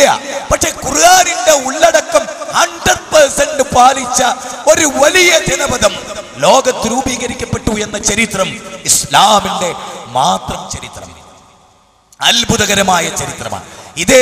പശ്ചവാദിത്വം പിടിച്ച, തിമിരം ബാധിച്ച ഒരു ഇസ്ലാമിക പ്രബോധന്റെ വാക്കല്ല. പരിപക്വമായ ചിന്തയുടെ മേഖലയിൽ നിന്നുകൊണ്ടാണ് ഞാൻ നിങ്ങളോട് ഈ കാര്യം പറയുന്നത്. അതുകൊണ്ട് കാതലായി സവിശേഷമായി നിങ്ങൾ ശ്രദ്ധിച്ച് പഠിക്കേണ്ട ഒരു പോയിന്റ്, വേശ്യാലയമില്ലാത്ത ഒരു രാജ്യം ആയിരുന്നു സൗദി അറേബ്യ. ഒരൊറ്റ മദ്യപാനീയമില്ലാത്ത രാജ്യമായിരുന്നു സൗദി അറേബ്യ. ഒരാളും പലിശ കൊടുക്കാത്ത, പലിശ വാങ്ങാത്ത, കച്ചവടത്തിന്റെ നേരും നിറയുമുള്ള ഒരു ഉന്നതമായ ലോകത്തെ സൃഷ്ടിക്കാൻ പ്രവാചക ചക്രവർത്തിക്ക് എങ്ങനെ സാധിച്ചു? ഏകദൈവാരാധനയിലൂടെ എന്ന് പണ്ഡിറ്റ് ജവഹർലാൽ നെഹ്റു പറയും. പ്രവാചകൻ മരിക്കുമ്പോൾ അദ്ദേഹത്തിന്റെ രാജ്യത്തിന്റെ പ്രത്യേകത എന്താ? ഒരാളും വ്യഭിചാരികളായ ഒരു പെണ്ണില്ല, ഒരാളും പ്രേമിക്കുന്നില്ല. ഭാര്യയെ പ്രേമിക്കുന്നു, കാമുകിയെ പ്രേമിക്കുന്ന സമ്പ്രദായമില്ല, തിന്മകളില്ല. എല്ലാവരും നീതിയിലധിഷ്ഠിതമായി ജീവിച്ചു. എന്റെ ചോദ്യം, ലോകത്തെ ഏതെങ്കിലും ഒരു മതത്തിനോ, ലോകത്തിലെ ഏതെങ്കിലും ഒരു ഭൗതിക പ്രത്യയശാസ്ത്രത്തിനോ ഒരു ജനതയെ ഇவ்விதം പരിവർത്തിപ്പിക്കാൻ സാധിച്ചിട്ടുണ്ടോ? ഇല്ല. കാരണം ഇസ്ലാമിന്റെ ഒരു പ്രത്യേകത നിങ്ങൾ നോക്ക്. പാൽക്കാരി പെൺകുട്ടിയുടെ കഥ കേട്ടിട്ടുണ്ടാവും നിങ്ങൾ. ഖലീഫ ഉമറിന്റെ കാലം, മോളെ പാലിൽ വെള്ളം ചേർക്കൂ എന്ന് ഉമ്മ അർദ്ധരാത്രിയുടെ കൂരിരുട്ടിൽ വീടിന്റെ ഉള്ളറകളിൽ അടുക്കളയിൽ ഇരുന്ന് ഒരു ഉമ്മ പറയാണ്, മോളെ പാലിൽ വെള്ളം ചേർക്കും, എന്നിട്ട് 10 രൂപ അധികം വാങ്ങും എന്ന് പറഞ്ഞപ്പോ ആ കുട്ടി ചോദിക്കണം, ഉമ്മ അതൊരു സാമൂഹ്യ തിന്മയല്ലേ? കഴിഞ്ഞ ആഴ്ച പോലും ഉമർ ഇബ്നുൽ ഖത്താബ് റളിയല്ലാഹു ഈ തിന്മക്കെതിരെ ശബ്ദിച്ചിട്ടുണ്ട്. പാലിൽ വെള്ളം ചേർക്കൽ ഒരു സാമൂഹ്യ തിന്മയാണ്, ചെയ്യരുത്. അപ്പൊ ആ സ്ത്രീ ചോദിക്കാൻ, ഈ ഉമ്മ ചോദിക്കണം, മോളെ അതിന് ഉമർ എവിടെ? ഉമർ കാണൂ ഇത്? ഉമറിന്റെ പട്ടാളം കാണൂ ഇത്? നാട്ടുകാർ കാണൂ ഇത്? നീ പാലിൽ വെള്ളം ചേർത്ത് കൊടുക്കുന്ന വീട്ടുകാരറിയോ ഇത്? ആ സമയത്ത് ആ കുഞ്ഞിന്റെ ഒരു ചോദ്യമുണ്ട്, ആ പെൺകിടാവിന്റെ ഒരു ചോദ്യമുണ്ട്. ഉമർ കാണില്ലായിരിക്കാം, ഖലീഫ ഉമർ അറിഞ്ഞില്ലായിരിക്കാം, അദ്ദേഹത്തിന്റെ പട്ടാളം അറിഞ്ഞില്ലായിരിക്കാം, ഞാൻ ഈ പാലിൽ വെള്ളം ചേർക്കുന്നത് ഞാൻ കൊടുക്കുന്നവർ അറിഞ്ഞില്ലായിരിക്കാം. പക്ഷെ ഉമ്മ എന്നെയും നിങ്ങളെയും പട്ടാളക്കാരെയും ഉമറിനെയും സർവചരാചരങ്ങളെയും സൃഷ്ടിച്ച സാക്ഷാത് ഈശ്വരൻ, പ്രപഞ്ചത്തിന്റെ നാഥൻ, അവൻ അറിയുന്നില്ലേ ഉമ്മ? ഏതുപോലെ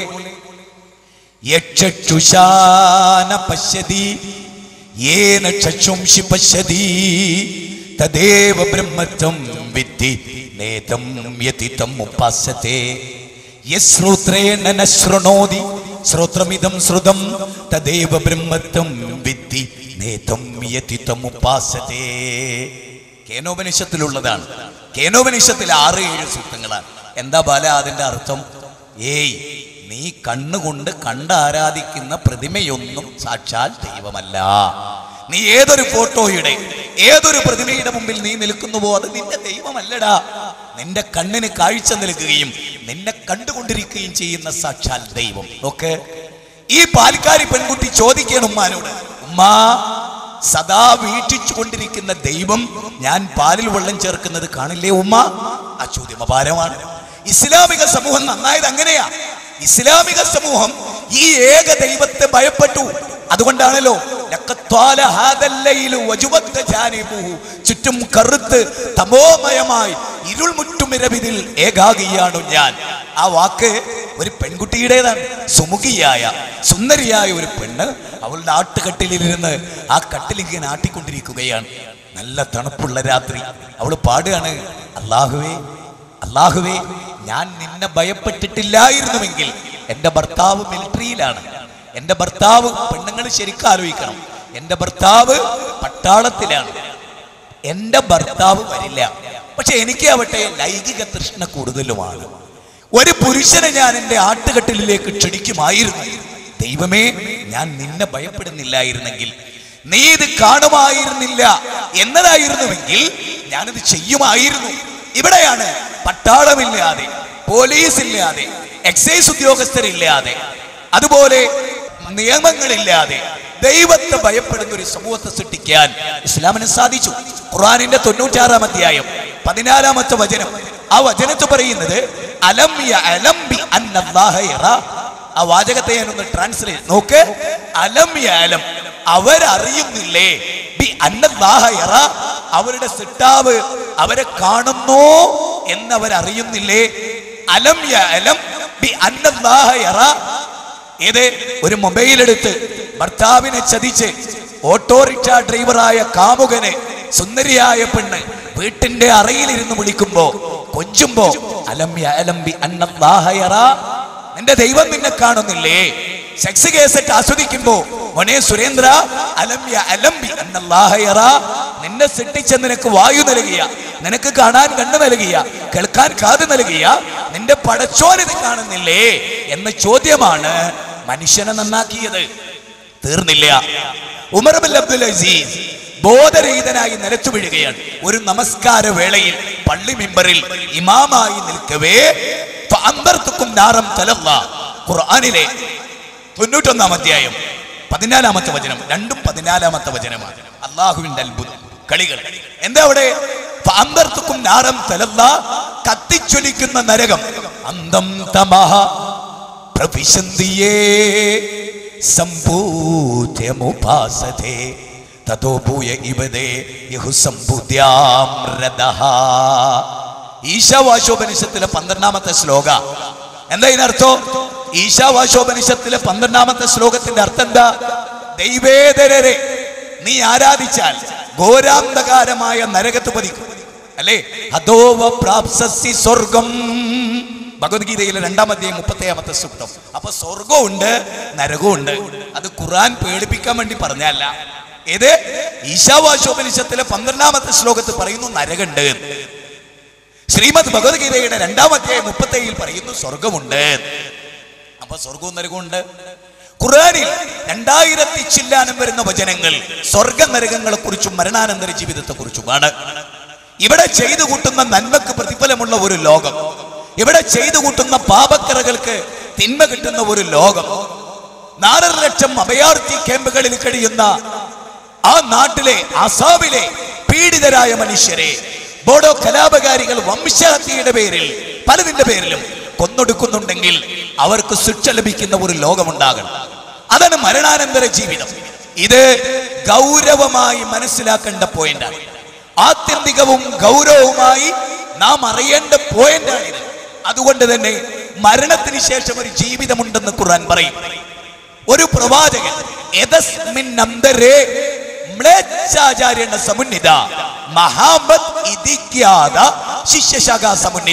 ഭവിഷ്യൽ പുരാണത്തിൽ കിട്ടദ്വൈപായന വേദവ്യാസൻ ഒരു പ്രവാചകന്റെ വരവിനെ കുറിച്ച്, ദ്വാപരയുഗം, ത്രേതായുഗം, കലിയുഗം, കൽക്കി അവതാർ. ആരാണ് ഈ കൽക്കി അവതാർ? വിഷ്ണു ഭഗത് എന്ന് പറയുന്ന ആ വ്യക്തിത്വത്തിന്റെ മകൻ. സുമിത് എന്ന് പറയുന്ന, ആമിന എന്ന് പറഞ്ഞാൽ സുമിത്, വിശ്വസ്ത.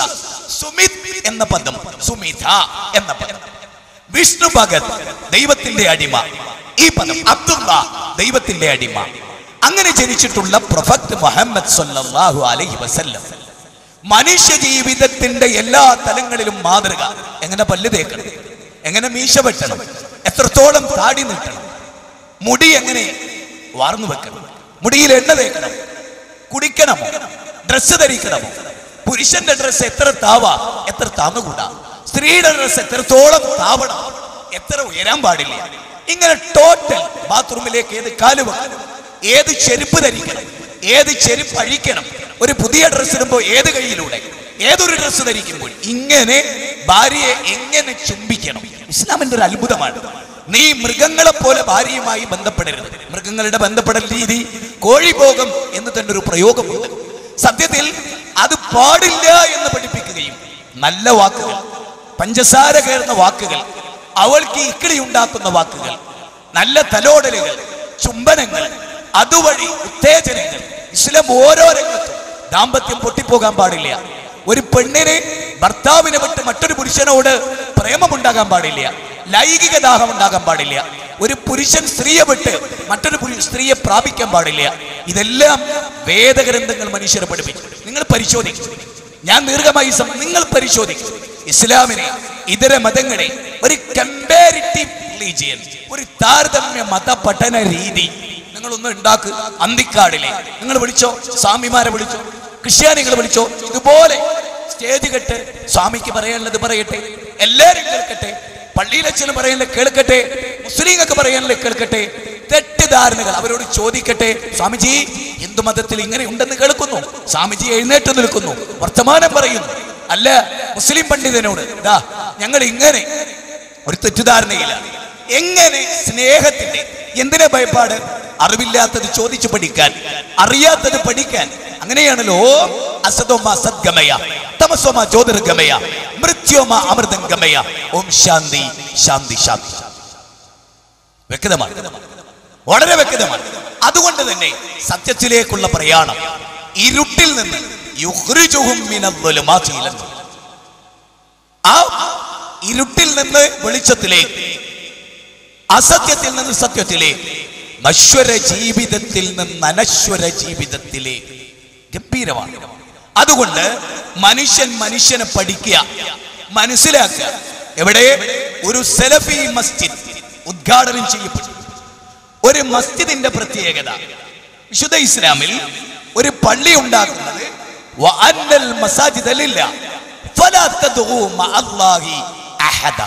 നിശ്ചയം പള്ളികൾ അള്ളാഹുവിൻ്റെതാണ്. ആ അള്ളാഹുവിനോടൊപ്പം വേറെ ഒരാളെയും നിങ്ങൾ വിളിച്ചു പ്രാർത്ഥിക്കരുത്. വേറെ ഒരാളെയും നിങ്ങൾ വിളിച്ചു പ്രാർത്ഥിക്കരുത്. മുജാഹിദ് പ്രസ്ഥാനം കേരളത്തിൽ രൂപീകരിച്ച സലഫി പ്രസ്ഥാനം, സലഫി മസ്ജിദ് നിങ്ങൾക്ക് കാണാം. ഇവിടെ അങ്ങോട്ട് ചെന്നാൽ പുതിയ മനോഹരമായ ഒരു മസ്ജിദ്. അതിന്റെ കെട്ടിടത്തിന്റെ മഹനീയതയല്ല മഹനീയത, അവിടെ ജീവിക്കുന്നവരുടെ വിശ്വാസം, ആചാരം, സ്വഭാവം, ഇതരരോടുള്ള പെരുമാറ്റം, അവർഗീയമായ അവരുടെ ചിന്ത, ഭീകരവാദമില്ലാത്തവരുടെ ചിന്ത, മനുഷ്യരെ എല്ലാവരെയും ഉൾക്കൊള്ളാൻ കഴിയുന്നവരുടെ ഹൃദയവിശാലത, പാവപ്പെട്ടവന്റെ കണ്ണീരൊപ്പാനുള്ള അവരുടെ ടെൻഡൻസി, ഇതെല്ലാമാണ് സലഫി മസ്ജിദിനെ വേർതിരിച്ചു നിർത്തുക. അതിൽ സ്ത്രീകളുണ്ടാകും, അവർ ദൈവത്തെ ആരാധിക്കും.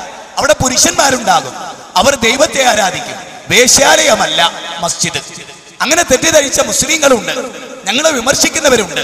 ഞങ്ങൾക്കതിന് കുറ്റമില്ല, ഞങ്ങളെ സംബന്ധിച്ചിടത്തോളം അതിന് പേടിയുമില്ല. വസ്തുത എന്താണ് എന്നറിയുക. അപ്പൊ ഖുർആനിലെ 72-ാം അധ്യായം സൂറത്ത് ജിൻ 18-ാമത്തെ വചനത്തിൽ പറയുന്നു,